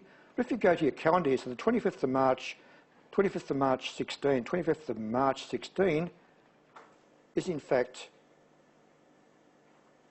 good heavens, it's Good Friday. It's no good. So if in fact you go like that, you end up on a public holiday, you can't trade them because you can't, in the old days, expect a payment, although it's possible these days electronically, but you know, you should in fact have a trading day. And when you have a trading day, you either have to think about the day before the 24th or the day after the 29th. And to automatically return that sort of situation requires a bit more of a calculation. So we won't do that now. But this one here is the holiday, and basically in your assignment to in fact go backwards, you have to in fact work out the day before, not the day after. So basically, if you are a trader with, for example, bank bills, here for example under AFMA, if that date in the future is in fact a holiday, you would pay the interest on the next trading day. That's where the system under the AFMA regulation. Always go to the next trading day to pay interest. Okay. Now, in what situations might interest be important going backwards in time? It's a slightly hard question. Okay. So, in what circumstance might going backwards be useful in interest rates? Any ideas there? Okay, so to do with penalties. So if there's some sort of contract and you're in breach of something or other and you haven't been performing what you're doing over some period, the judge can in fact say, we're going to charge you interest back from that time in the past. Okay? And when you go back in the past, of course, that's when you in fact might use the -2 or whatever on the month system. So it's actually used for penalty interest rates. And in the USA, there's in fact regulations covering that area, and they in fact talk about this backwards counting for interest rates on penalties for contracts. And of course, then do you do the day before in the past or the day after in the past? That's also in the regulations too. That's where it in fact comes from in reality. That story there. Okay, that's enough on that one. It's already 7:54. Moving on quickly. Any questions? Yes. Sorry, about the holidays? Each country has their own holidays. Yes. How can you adjust? Okay, so some of those functions actually have an international version, but in the stuff we do, you actually need a list of the holidays for the country you're in. So in this case here, the holidays in this case are given in the holidays vector. So I've actually gone through and looked them up for Australia. So it depends upon the country you are in. So basically in your assignment, you might be working on 6 years of data and you're required to have the holidays, and rather than make you all look them up, I give you a file where they're already provided. I've already done the holidays for you. So I provide the Australian holidays for the Australian Stock Exchange. Of course, these holidays depend upon the state. So in Victoria, this semester, we in fact have a football holiday for the day before grand final. So no Friday classes, but of course this year they've actually made the non-teaching week coincide with the football holiday. Okay, we used to have a holiday for the Melbourne Cup once as well. Lots of holidays. Melbourne Show Day holiday once, yes sir. What's your question? In the formatting part. Yeah, in the formatting, yep. The first pound sign. Yep. It was for 1,000 separator, right? Then there were 2 more hash signs. So what do they signify? Yeah, so, okay, well, it's a good question. So basically here, you can include a currency symbol, and because we have 1,000 separators, the first hash is a placeholder for a number, comma. Now basically, those hashes, if there are no numbers, they don't appear anything. But if there are numbers, then it actually puts a number, comma, number. But when you show currency, you always have a number before the decimal place, and you always have typically 2 numbers after. There are also placeholders, but in fact, if it's $1.23, it actually shows $1.23. If it's in fact 1 cent, it actually shows 0.01. Okay? So if it was 1 cent, that shows 0.01. If I went in here and typed in hash, comma, 00, it would in fact just, for 1 cent, it just shows 0.01. Okay? That's all. So if I went in here and put in that many noughts, I'd actually have 4 places, because on exchange rates, they're often to at least 4 decimal places, aren't they? So you might use it that way. No exchange. Well, actually, some currencies do have quite a small value. It might be like that. So once again, they're just placeholders. It's typically written 0.00. Okay. Got to press on. Let's talk now logical.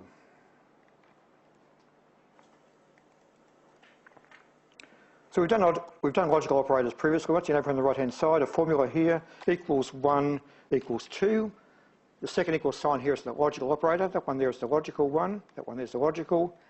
And of course, we know that 1 doesn't equal 2, therefore, of course, returns false. So every logical operator should be part of a test which returns true or false.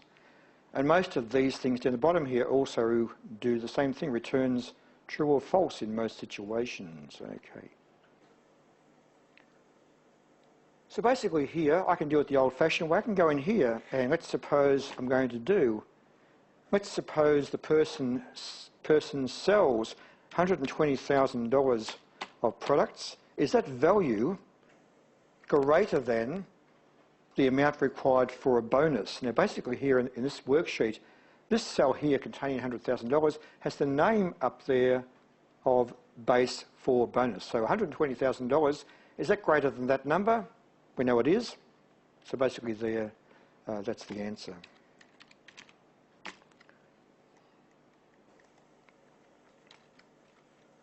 On that cell. So basically returns true. I've actually got a hard-coded constant compared to a number in a cell. Now at this point in the class this morning and tomorrow, I do a slight digression. So we'll get back to this story fairly soon.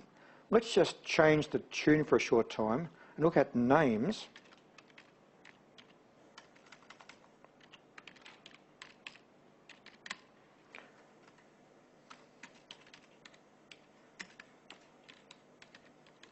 Define names relative. Okay, what does that mean? If I go in here and put a formula in a cell, any formula that you like, I can go to the right-hand side here. I could in fact use my formula text function, and I can go over here and click on that cell. That cell is always one cell to the left of what I'm doing. So formula text, I've got to actually go and click on the cell, do all that junk, go in here, close the bracket, and enter. So that one there's actually got formula text applying to a cell. What I want to do now is I actually want to go in and create a name which will always relate to one cell left. So I'm going to create a name. With the name, I will call it one left. That just means one cell left. Okay. Now this is on my website somewhere, but we'll go through it in the class today. I can go in here, first of all, I can click on a cell. Just make sure you know, I'm currently here in O30. That's my active cell. I can go in here into my formulas tab and create a brand new name. And on this page here, I will go in and name it one left. I might give it a capital L just to make it a bit more clear. So one left is the name there. And rather than referring to the worksheet absolute address, I'm going to go in here and type in equals O. Now in my case I'm in O30, but you've got to type in the address of the active. No, I actually need the address one column left. I actually need to go in here and type in N30. To repeat that step, I've got my active cell. I need to type in the address of the cell one left. So I'm currently here in N30. Would in fact be that cell there. So I've actually got equals N30 with no dollar signs. Now at this point, don't press OK, but I will in fact press OK. And when I press OK, watch what happens. When I go in here and click OK and go back to the name manager, what happened? One left, there it is on screen. It's annoyingly gone in and put back in the worksheet name. But I want one left to work on any worksheet. Now, I know if I leave the worksheet blank, it puts the current worksheet in. How do I indicate a worksheet tab name? It always ends with an exclamation mark. So the bottom line here is I actually need to put an address referring to any worksheet. I go in here and just delete the tab name, but I'll leave the exclamation mark there. So equals exclamation mark referring to the cell which is one to the left of the address of the current active cell. Okay. So that's in fact a range name which has relative addressing, and there are as many of them as there are cells on the worksheet. So I could in fact have 17 billion cells, all with the same name of one left. Okay. Now you might say, what good's that? So I can go in here now, click on OK. It's been created. I can go back here to this formula. Rather than saying that, I can go in here and type in open bracket, one left, and do that. Formula text, one left, hit the enter key, and there's the very same thing. So it's always got this one left like that, okay?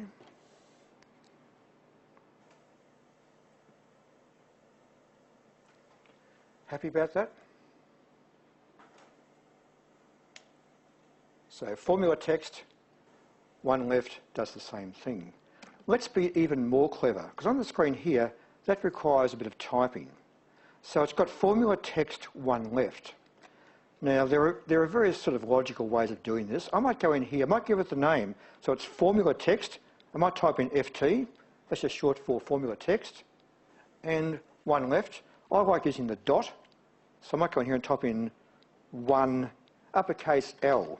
So FT.1L is going to in fact be shorthand for formula text, one left. That's what I'm going to name it. So what we do now is, we'll go back to the name manager. Who needs some help? Anyone stuck? So first of all, have you got one left working? If you have, define name. So I've chosen to give it the name here of that. And this time, rather than referring to a cell, I can go in here. Now, a bit hard, you've got to make sure you're right here. So FORMULATEXT, open the bracket, one left.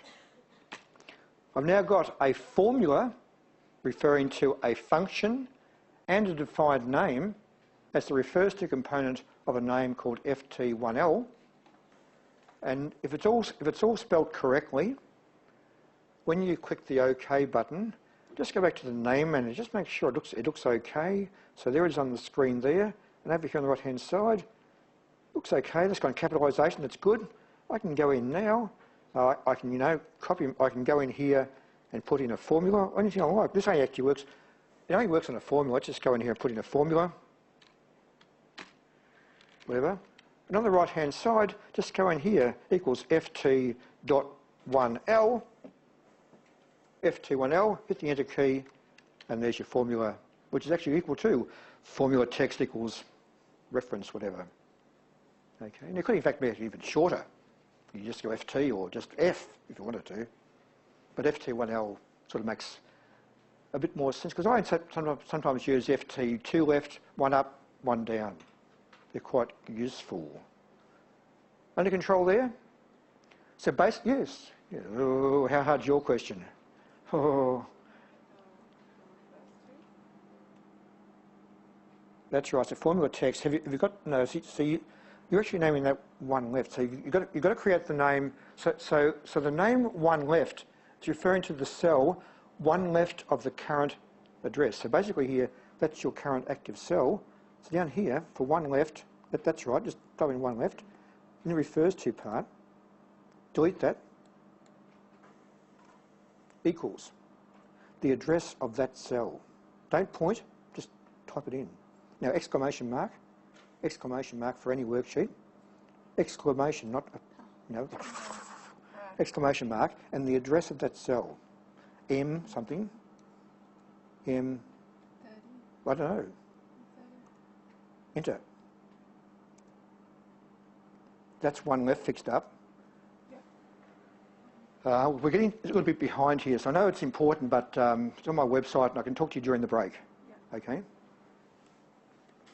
Well, I've got to press on because a bit to cover tonight, Audio 807. So basically now, down the page here, let's look now at these logical test things. So look, I didn't do them all. Let's just go in here and do, I'll just do the last one here.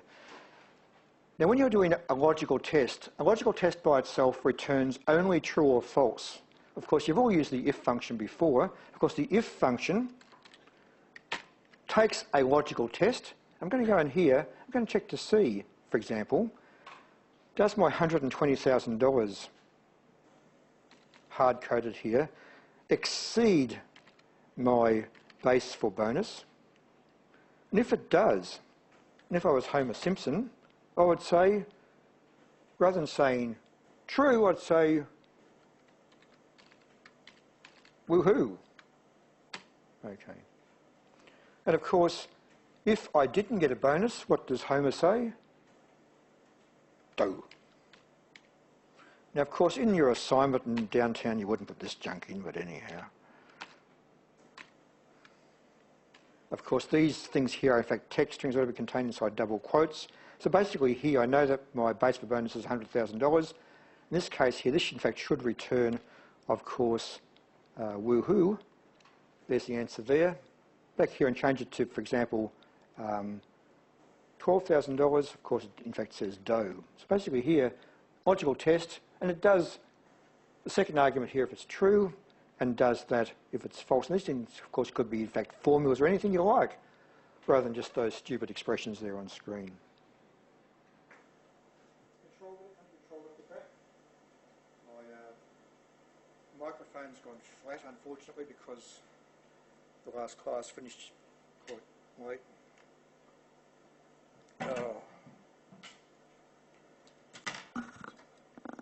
So when you're doing logical tests there, that's the way it can be done.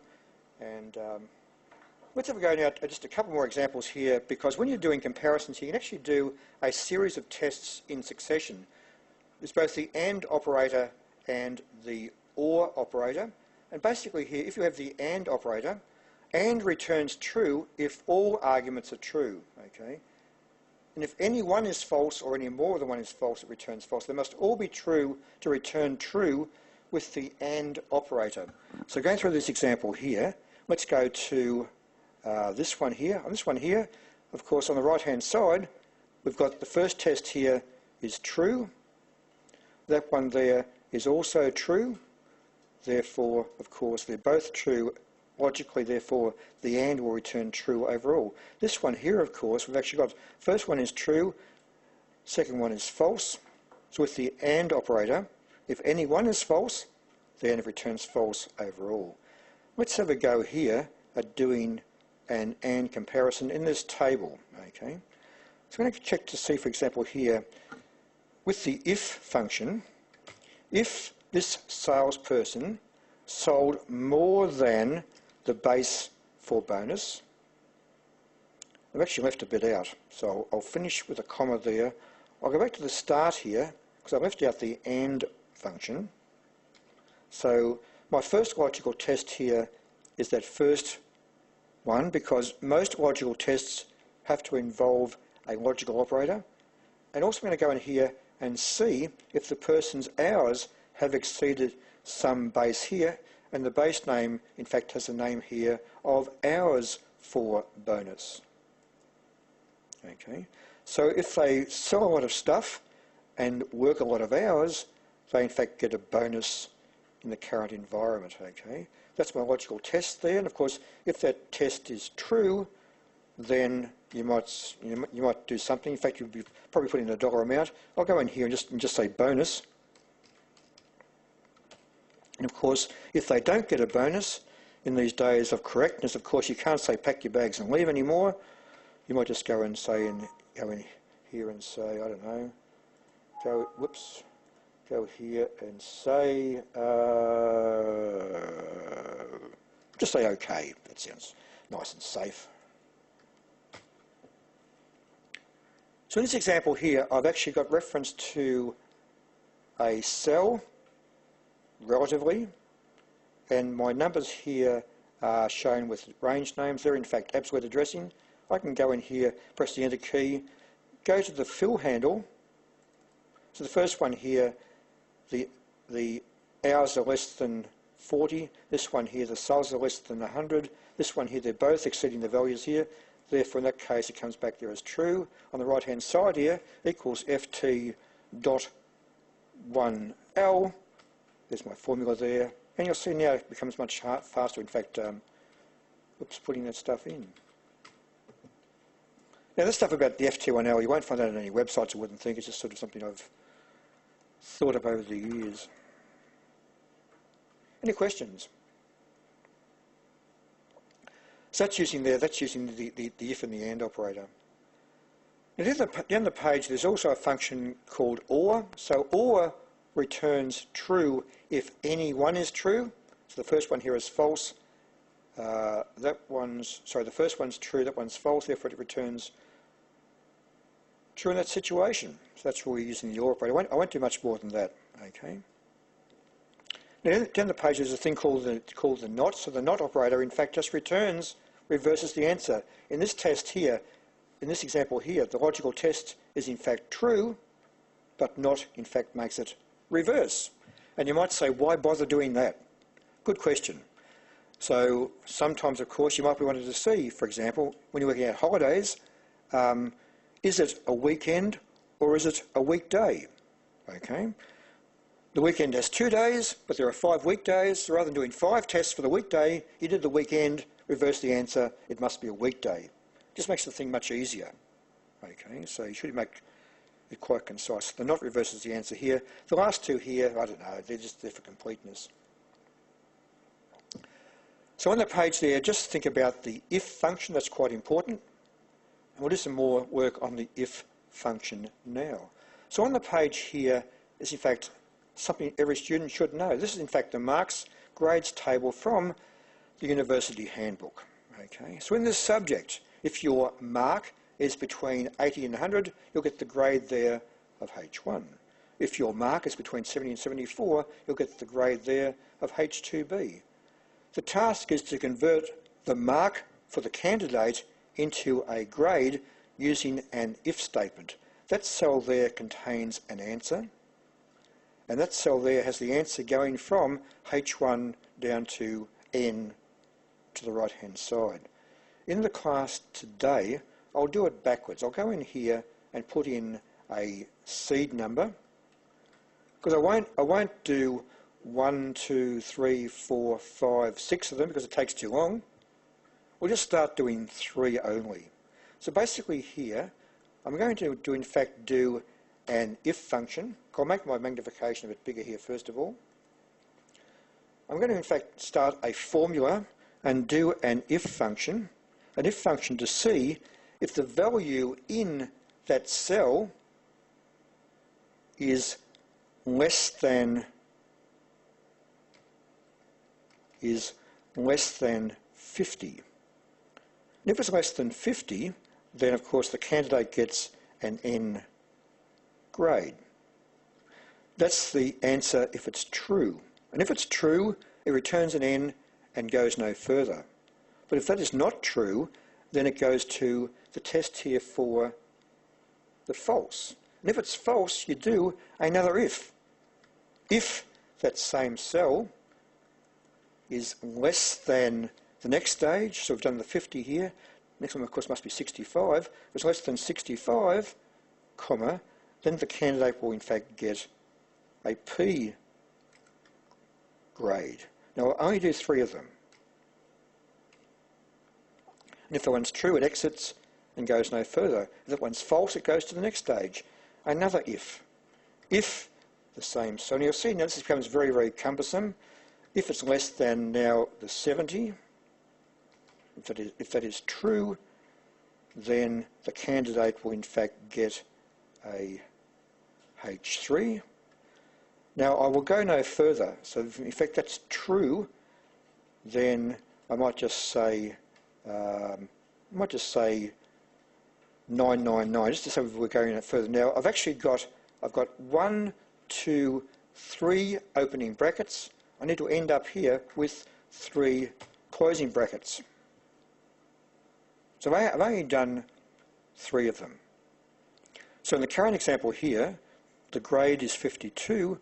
When I press the enter key, I should in fact see in the cell there the answer P.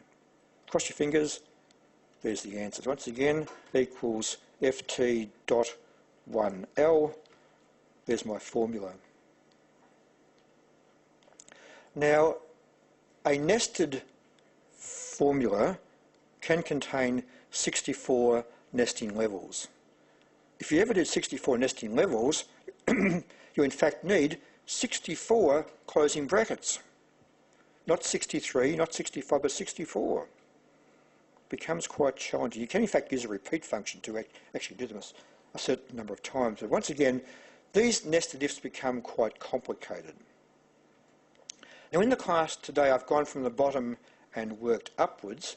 In this one up the top here I've actually gone at the top and worked down. I've only done 2 levels there on that example. Okay, so it tells you that that one's in fact the reverse logic to a thing called the lookup. Okay, so to repeat, to convert a value into something from a table, you can use a series of nested ifs. And once again, we know in mathematics you would start inside that bracket there and expand the brackets in mathematics. When you're doing if structure, you start on the left and work to the right. So the first one that is true, it exits at that point and goes no further. So for example here, if you put in for example a 34, then of course it returns the end because it only goes as far as this first test. Okay. Putting for example here in the current structure, putting in an 88, of course it just says that because I haven't in fact written the structure here for that point. Okay, it's 8:19. Let's have a break now until 8:30. We've got a fair bit to cover in the last half hour, so you've only got well, let's get you back at 8:28 actually, in 9 minutes' time. So 8:28, please. Okay, now I think the student over here had a challenge first and you're second. Okay. And you might be third, I don't know. But how did you go? Oh, first of all,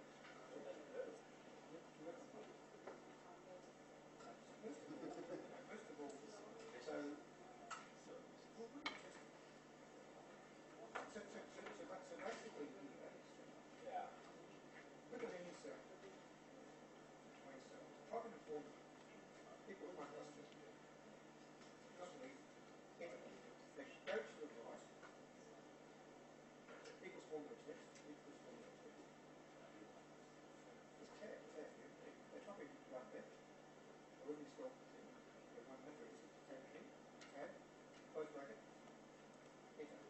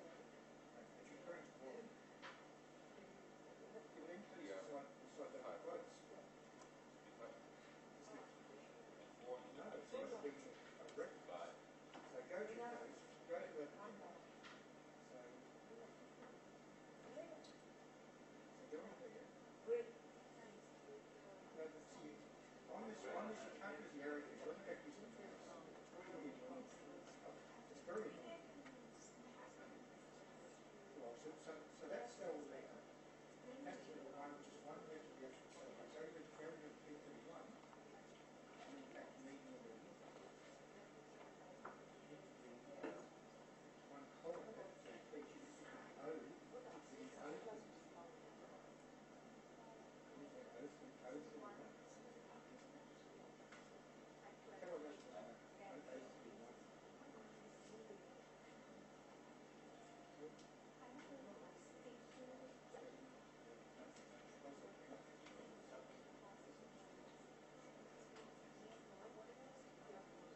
Okay, well, so you've already done the next part here. Let's put on the whiteboard here for you.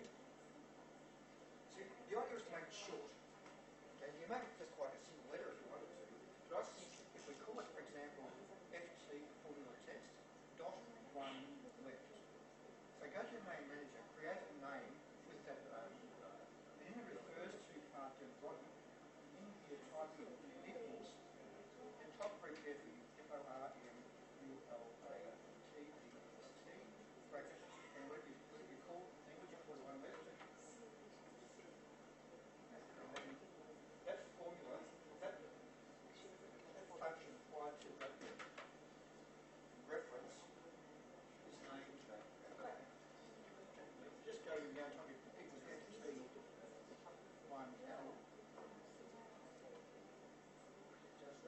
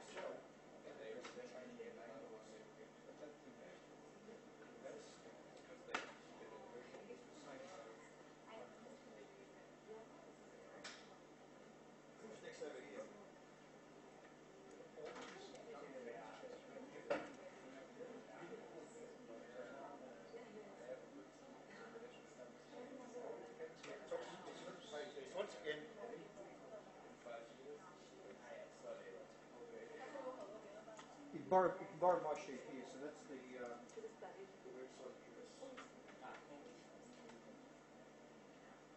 Any other questions? Who's next?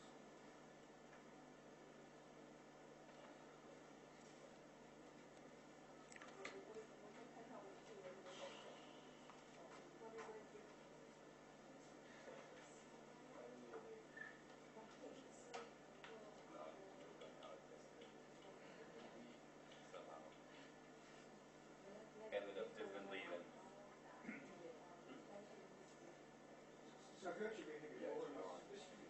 Yeah, I just, I think my browser was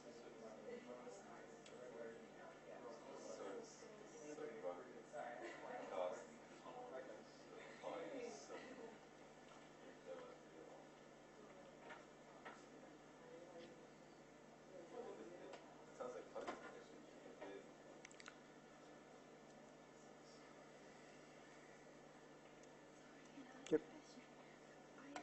I type in the formula here, but I can't get the date. Okay, so you just have to change the format. Okay. So you're on Mac, so I'm not quite sure what the Mac shortcuts are. But in Windows it's Control-Shift-Hash. Or just go to the Home tab, go to the number group here, and apply a date format of whichever one you choose. Because I saw the one that you did is custom here. Yeah, I used that Control-Shift-Hash shortcut, but that might only work in Windows. I don't know what works on Mac. Okay, but once again, if you go to the Home tab and use this sort of format here, that will be the safer way. Thank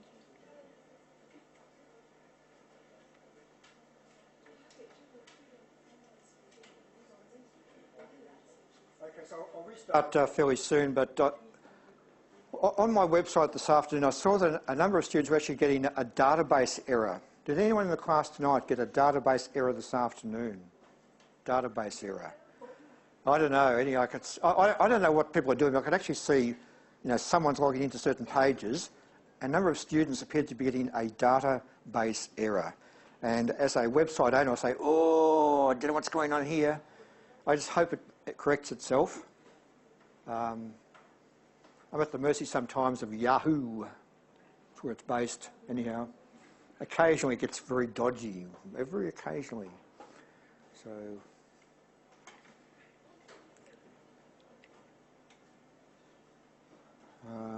right.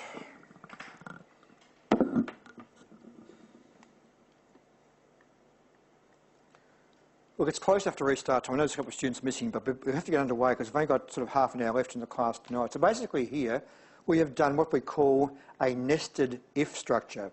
Now, there should in fact be about 6 levels here to do the whole table. They can become quite fiddly to write. So basically here, I've done a nested if. They're hard to write because you've got to be very careful about the structure. They're hard to write, easy to make a mistake, and very hard to verify. Okay, so you can use nested ifs.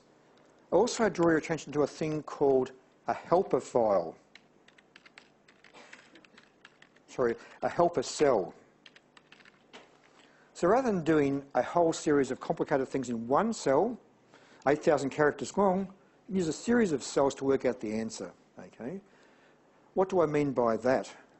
So I could in fact go back here on my date one. I could in fact do that date calculation, which I did before, in one cell, or I could in fact use these cells at the top, which we know are a bit like helper cells. I could in fact do the whole thing in one go here, or use that, that and that, and work out the answer over here with the date function. Okay. So if I didn't use those as helper cells, just watch, don't do it. I can just go in here if I wanted to. I'll probably muck it up like I did this morning. I can go in here. To do it the hard way, I can use the date function, which contains a left function, which is applied to my character string here, and return the 4 characters on the left. I can do that. I can use a mid function, a comma here.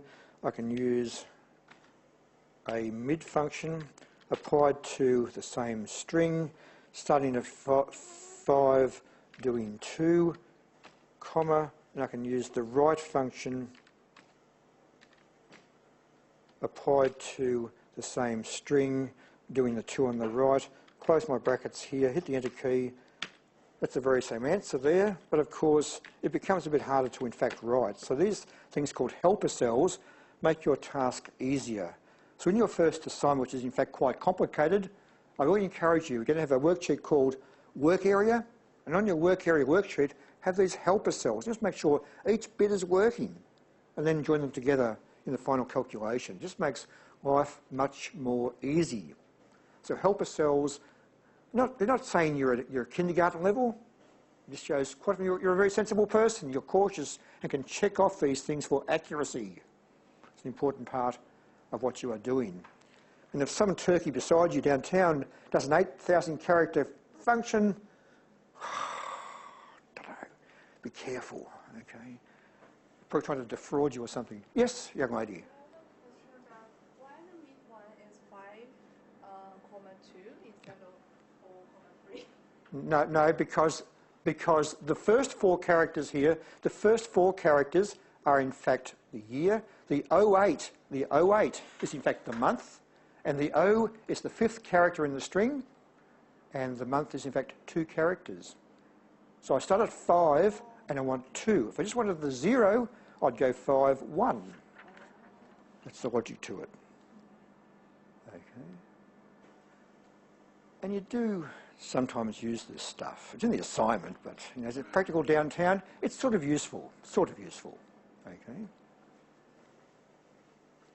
I shouldn't say downtown all the time. Some of you might be doing further study, I don't know, PhDs and wonderful stuff and whatever. Who wants to do a PhD? Get a good job and earn lots of money. Don't quote me.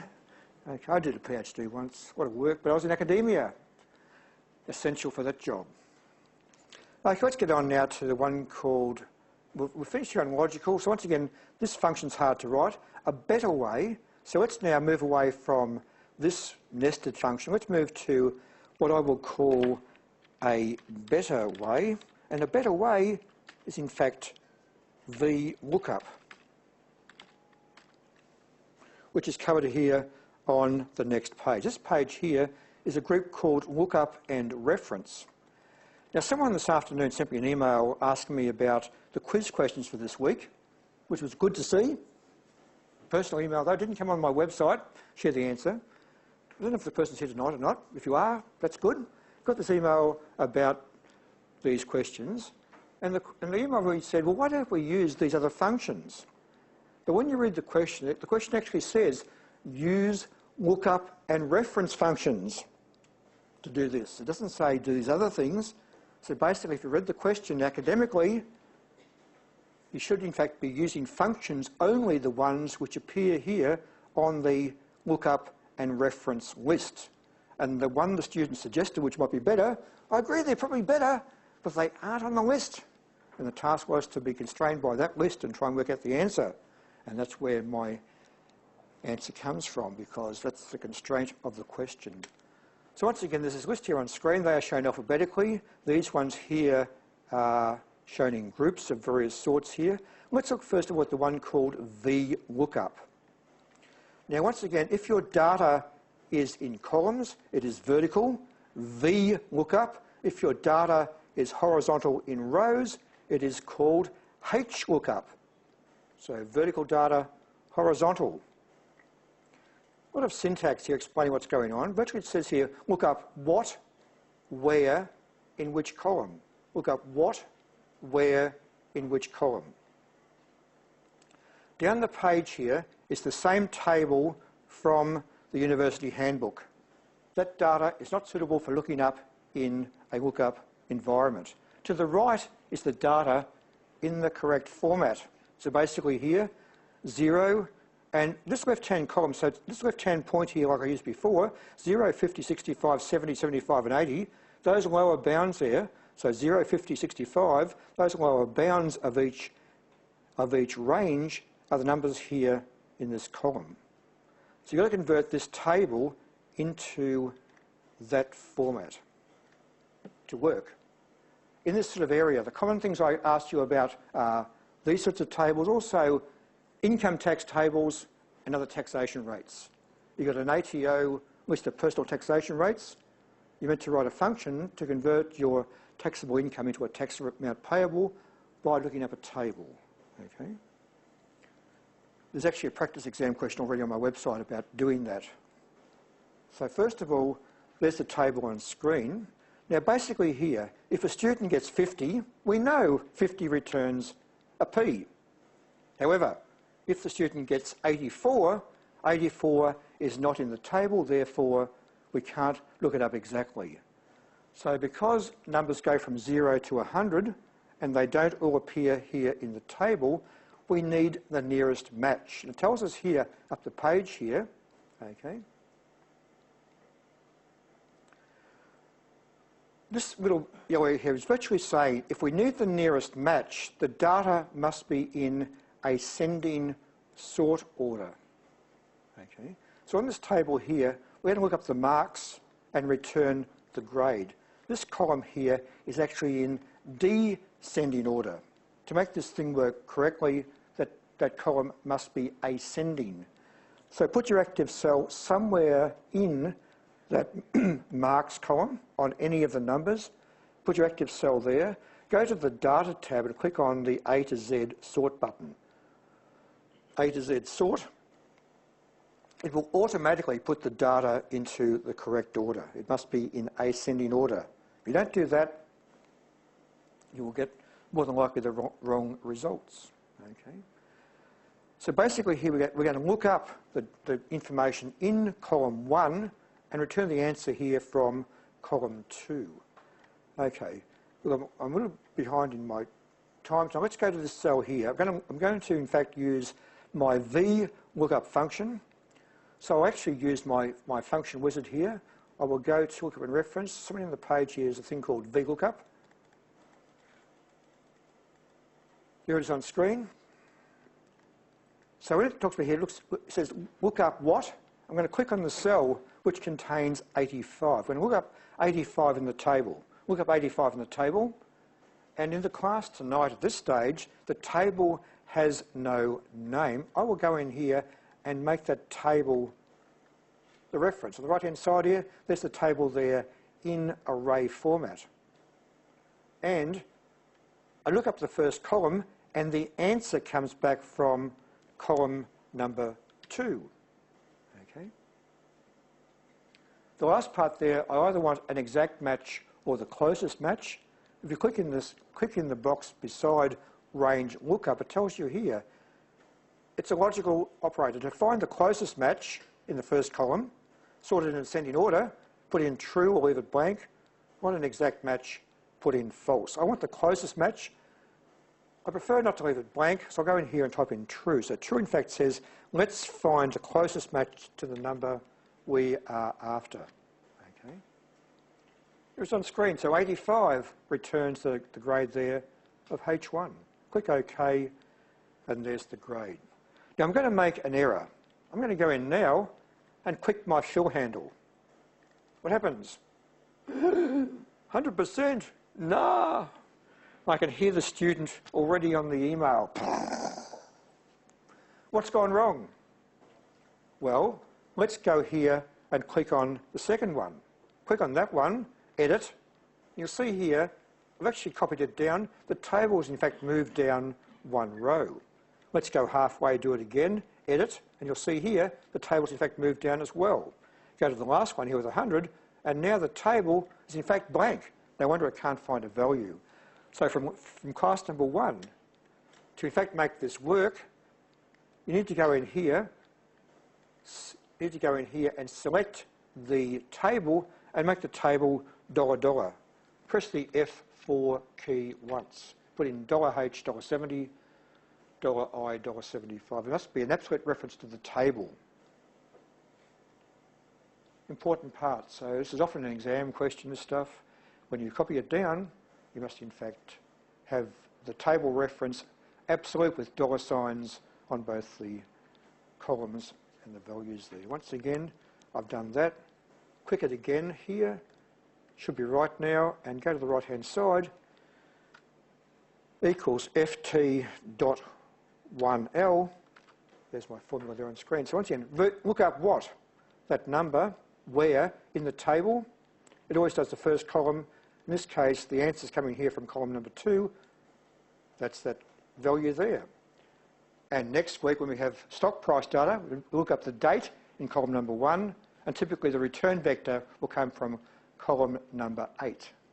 We'd use this a lot in the assignment. That's about VLOOKUP. On my website, there's a question about doing that stuff with a in 2 tables, I think, anyhow.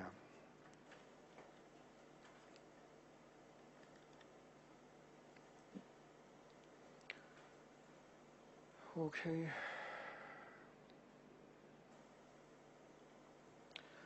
Right, now let's just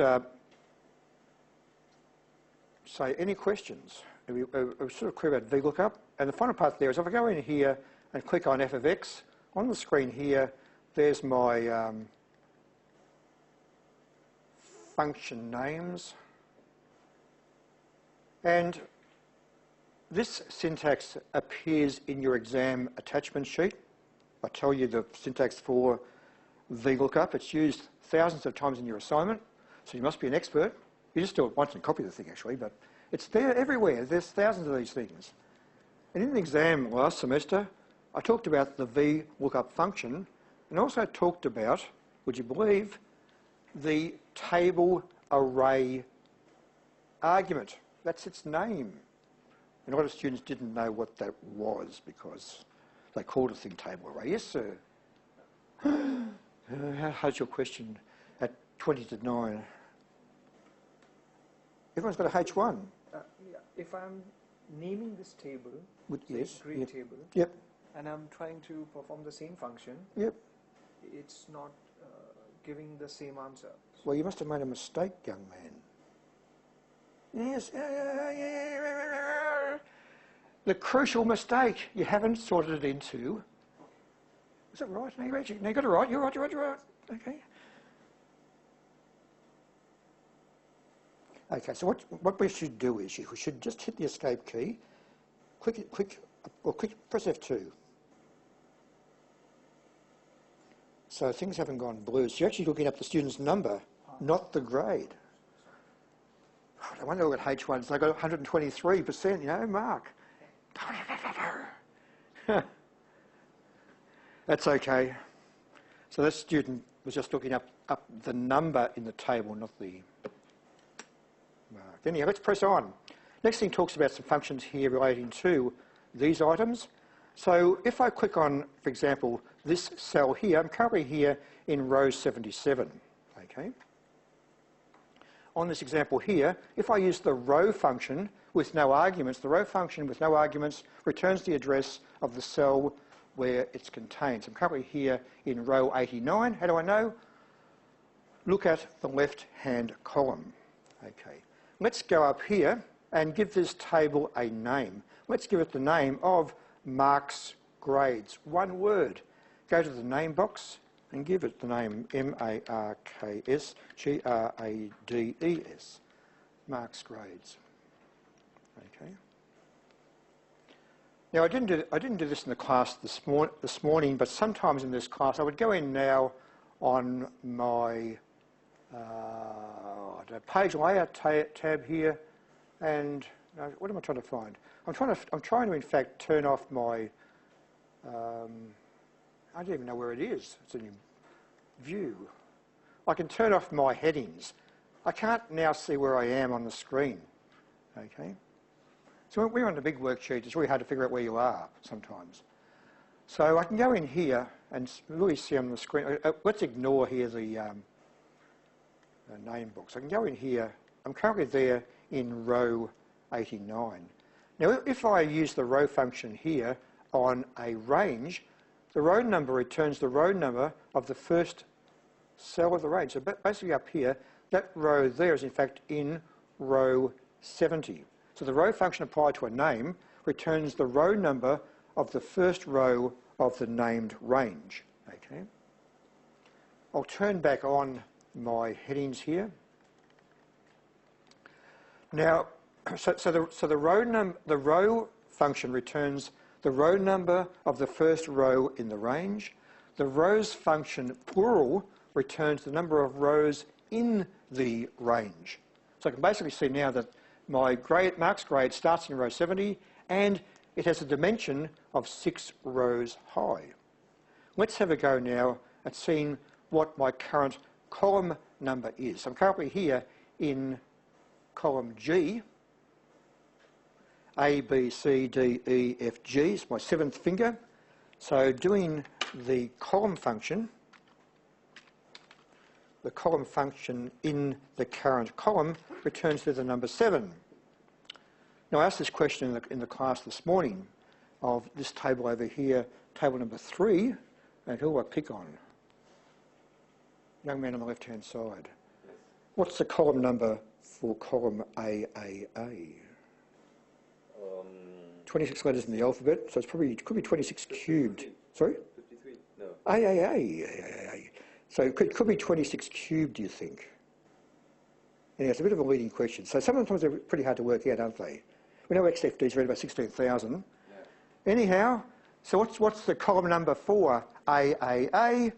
Good question, Ian. You can go, boom, boom, boom, boom, boom, boom, and count them. We'll go over here somewhere. Equals COLUMN, column for AAA, colon AAA. Close the bracket here. It's in column number 703. Now, is 26 cubed that? No. So I don't know. 26, I don't know. It's like how many registration numbers are there on a vehicle, isn't it? Okay. 26 squared plus 26, that by 1. So it's repeated the sequence twice and only done 26 in the third A, isn't it? It's gone A to Z, A to Z, A. That's pretty close anyhow. Okay, what's the column number of the first column in this range? I know it's there in column H. So once again, if I apply the column function to apply the column function, well, if I get it right here, apply the column function to a named range, that tells me the column number of the left column, and the columns plural applied to the same thing will tell me how many columns there are.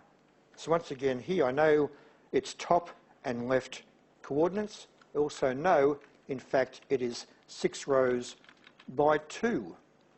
So when you have a large array, rather than using those name box things, use this function to in fact return the dimension. Sort of makes sense? So in summary, those two will tell us how big things are. It becomes more important from next week when we're doing this database operation. Next function is called the index function. Index function. It's rather unusual because it has 2 different versions. It's the only function that you can use which in fact brings up a choice of one or the other. Okay. I won't read through the syntax here. Let's just try it out on first principles. Now this one here is sorted the wrong way. So I will go in here and just copy. In fact, I'll copy the whole thing. I'll copy that onto the clipboard, and I'll go over here and paste it to the right of my picture. Now that area there has got the right sort of classification, but of course Mark's grades is in fact still up the page in that spot, but this table down the bottom here has the very same layout. So when I refer to Mark's grades, I know it's somewhere else, but it looks like that. Okay. Now on this example here, it's got the name of Mark's grades. I want to go in here, I want information about its content. So basically here, okay, if I want to return information from the first row, first column in the table, I can use the index function, apply to that range, coming back here with that row 1, column 1. So basically here, once again, Mark's grades, I'll just check on that. Mark's grades does not contain the labels row, it just contains the data. So this one's already been done for you. So Mark's grades applied to the table returns row 1, column, actually returns that 0, okay? Let's have a go at actually doing row 2, column 2. So row 2, column 2 returns the uppercase P. You know where the data is. You know it's in a certain named area. You want to return information from a named cell, okay? Quickly moving on here. So I'm going to use my index function applied to Mark's grades. With information here about row 2, column 2. Row 2, column 2. Press the enter key and there on screen is that coming back to you there on screen. Have a go now at doing row 6, column 2. You know where it is. It's in row 6. So 1, 2, 3, 4, 5, 6, column 2. It'll bring back the information there in row 6, column 2. Okay. To save time here, Control-C down the page, go in here and just make it row 6, column 2. Information about that. So you know where it is? By its coordinates inside a range, you can extract information. Let's have a go now at doing row 1. The answer actually appears over here on the left-hand side somewhere. Okay. But anyway, let's have a go at first principles here. So once again, row 1 is in fact 2 columns. You'll say, aha, it's an array. It's a row vector inside a range, a row vector. To make that work, you must in fact select a target of the right dimension. So it's 1 row by 2. Go down here and select 1 row by 2 equals the index function applied to Mark's grades, and I know it's in row 1. It's always rows first, so row 1, but I want every column. So to make every column, you put in a 0. So 0 in fact means every column. And because it's in fact a multi-cell answer, you must go Control-Shift-Enter. So CSE will in fact return information from the first row in the table. Okay, so we've got a named row, number 1. Every column returns a 0. Let's have a go now at all of column 2. Now we know from the information at the top here that this table in fact has 6 rows, so it's in fact going to be a 1 row by 6 dimension target. So to do every row, go in here and select a 6 row by 1 target. I know this is all a bit cumbersome, but it gets a bit easier on a work area worksheet next week. Okay. So the index function applied to Mark's grades, and I want every row 0 in column 2. So index function Mark's grades, every row 0 in a specified column number 2. Go Control-Shift-Enter, and there's the information there coming from that column.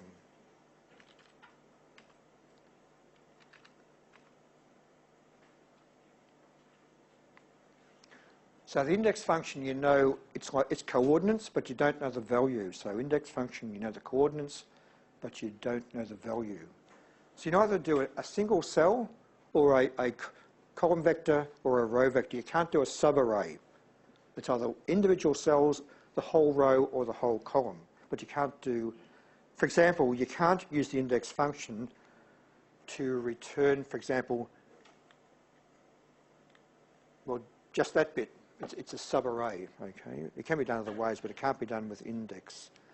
The last one on this page is a thing called the match function. This time you know its value, but you don't know where it is. You know its value, but you don't know where it is, okay? You could in fact say, you know, why don't we use search and find? But we in fact use a thing called match, okay? This is a bit of a bad database here. This database contains stock prices for 2 major banks back in 2011, okay? Now in this column here, let's try and work out the highest value here for the stock prices for ANZ Bank in that period, okay? Now, to make life easier in the class today, let's just go in here. Let's just name those two price vectors with the labels appearing up here in each column. Select the labels and the data values. Go to the Formulas tab, create from selection, top row, click on OK, and now ANZ price of course is that vector, and CBA price of course is that vector. Okay. Of course CBA Bank is in the news currently, it's been in the news before. We're in a bit of strife it seems anyhow, I won't say much more than that. When I teach a banking subject in the past, I'd get very wound up about teaching students regulation in banking as the whole market sort of in turmoil around us with allegations of all sorts of things for CBA Bank. Anyhow, I'll say no more than that. I used to work for them for a day once when I took over the State Bank. Anyhow, back to this example here. Let's now go and work out the maximum value. I want to do the maximum value. I want to do the maximum value in my ANZ price vector. So the maximum value there is 21.95. That's the maximum value in that vector. Okay. Now there's only one of those by coincidence. I want to know which one it is. Now I can already see on the screen there, it appears there in that cell. It's either the 21st entry if you start at 1 or the 20th if you in fact start at 0. So the match function will find that number in that vector and tell me where it is relative to the start. Okay. So using the match function, this is very important for next class with dates. So the match function, we'll do that now. Let's do the match function. So the match function, I'll go in here, the match function, I'll go in here and just type in 21.95, just this example. I'm going to match that value where, I'm going to look in the ANZ vector, ANZ price vector, and this time, unlike the lookup, which is either true or false, this was in fact what they call tri-state. So VLOOKUP has a true or a false. This one here has 3 possible choices. So I can go in here, hit the dot operator, and it tells me here I can do less than, exact match, or greater than. And to do an exact match, this time I actually put in there the number 0 on the screen. Close the bracket there, and that in fact should return there the number 21. So the match function tells me the relative position of the value in the vector. It's in fact the 21st one. That's the only one there. It will tell me the position of the first one in the vector with an exact match. Okay. And because of the way we've done this, let's just do one last thing here. Go to the right. I'll go over here, equals getCF. That one there contains the max function. Control C, that one there. Let's have one more go. Let's just do a nested one. So what I'm going to in fact match the maximum of my ANZ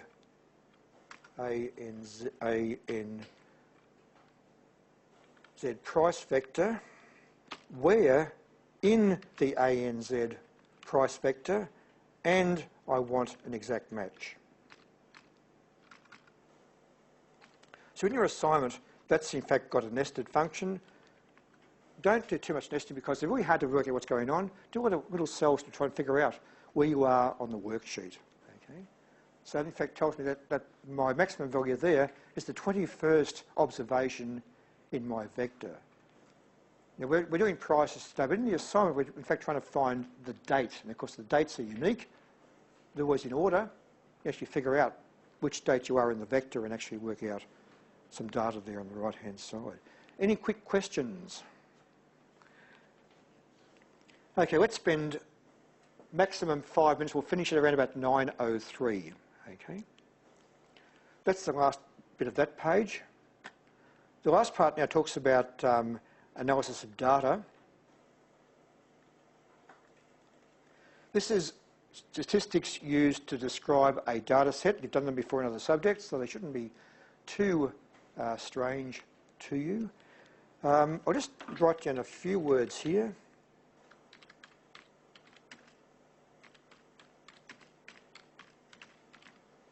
If I mention the word the first 4 moments to you in statistics, what comes to mind? Okay. Some of you should know this. They mightn't teach it anymore. I don't know. They used to a long time ago when I first learnt this stuff. The first 4 moments are on the left-hand side with the numbers. So the first moment here is in fact the average, the measure of central tendencies. So the average is in fact the first moment. The second moment is the standard deviation. So it's STDDEV.S. And of course the .S here stands for the sample. And in most of the work we do, we in fact use the sample statistic rather than the population. Okay, and of course that's the same as the covariance, basically. The third moment here is a skewness. That's the shape distribution of the shape of the distribution. And the fourth one here is kurtosis, written there as Kurt. That's the degree of peakedness in relation to a distribution. So the first four moments are average, standard deviation, skewness, and kurtosis. They're used a lot in sort of finance literature anyhow. They mightn't be used much in practice, but they're used a lot in theory anyhow to make journal articles publishable.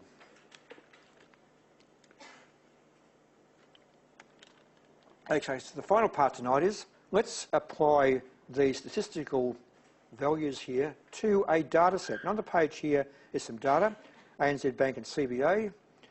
Look, I've already used those names, I think, haven't I? So ANZ, Price, I've already used the names, unfortunately. Let's just go in here and put,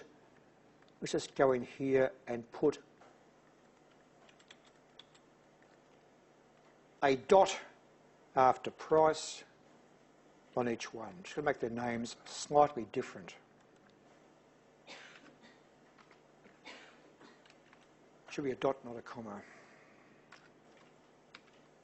Whoops, I'll get it right here. I can't actually see the keyboard here very well. That's my excuse. Once again, just apply those names to the vector.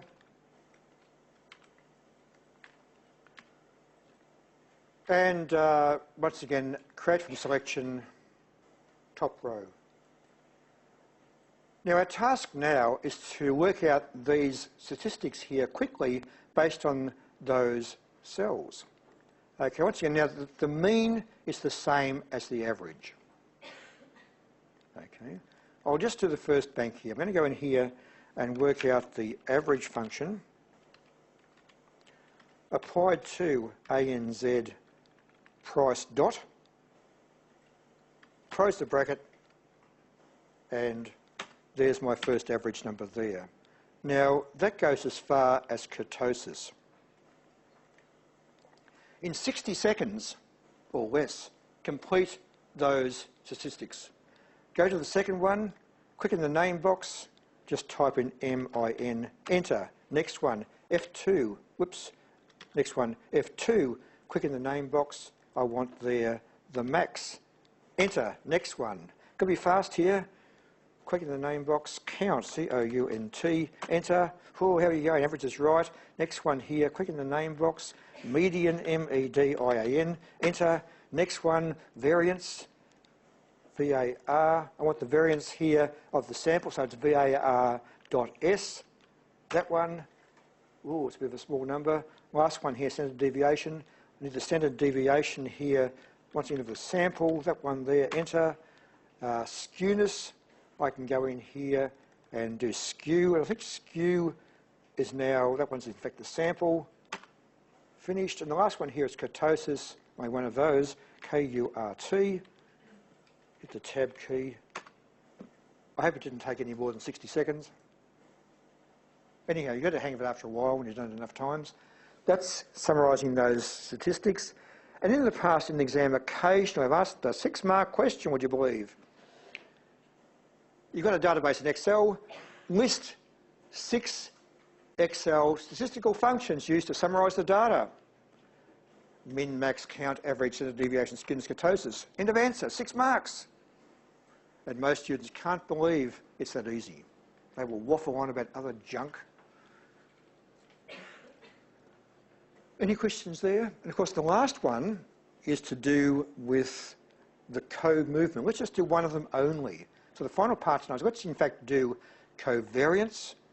So equals COVAR, the covariance of the sample, it's covariance.S, and we in fact want the ANZ price vector as the first parameter and the CBA. I need a comma there actually, comma, and the CBA one there. That's those two. And there's a covariance between those two, because that's done on a pairwise basis. Both covariance and correlation is done on pairwise, okay?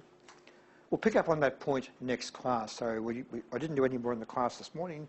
I will stop at this point in the class tomorrow afternoon. We'll go on to next class, stock analysis here, and do this stuff next class. Now basically I've got to figure out your first assignment.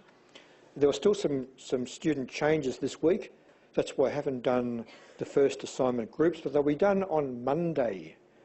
I'll be here on Monday morning for the CUPC meeting, the Course Unsatisfactory Progress Committee. Okay. I'm a victim of being involved in that this semester. It's good fun. So I'll be here on Monday to do that, and I'll be doing the assignment groups in the afternoon. Okay. So thanks for your attention. We'll have to leave the room fairly soon, but I'll be here for a little while just to answer any questions tonight. Otherwise, I will see you next week. And make sure you read through some of that website stuff about what's been done tonight. And don't learn it all. If you can, fantastic. But what's been covered in the class that's important. In tonight's class, the if function, VLOOKUP, index match, and so on, are ones worth getting a handle on, so to speak. Okay, that's all. Good night.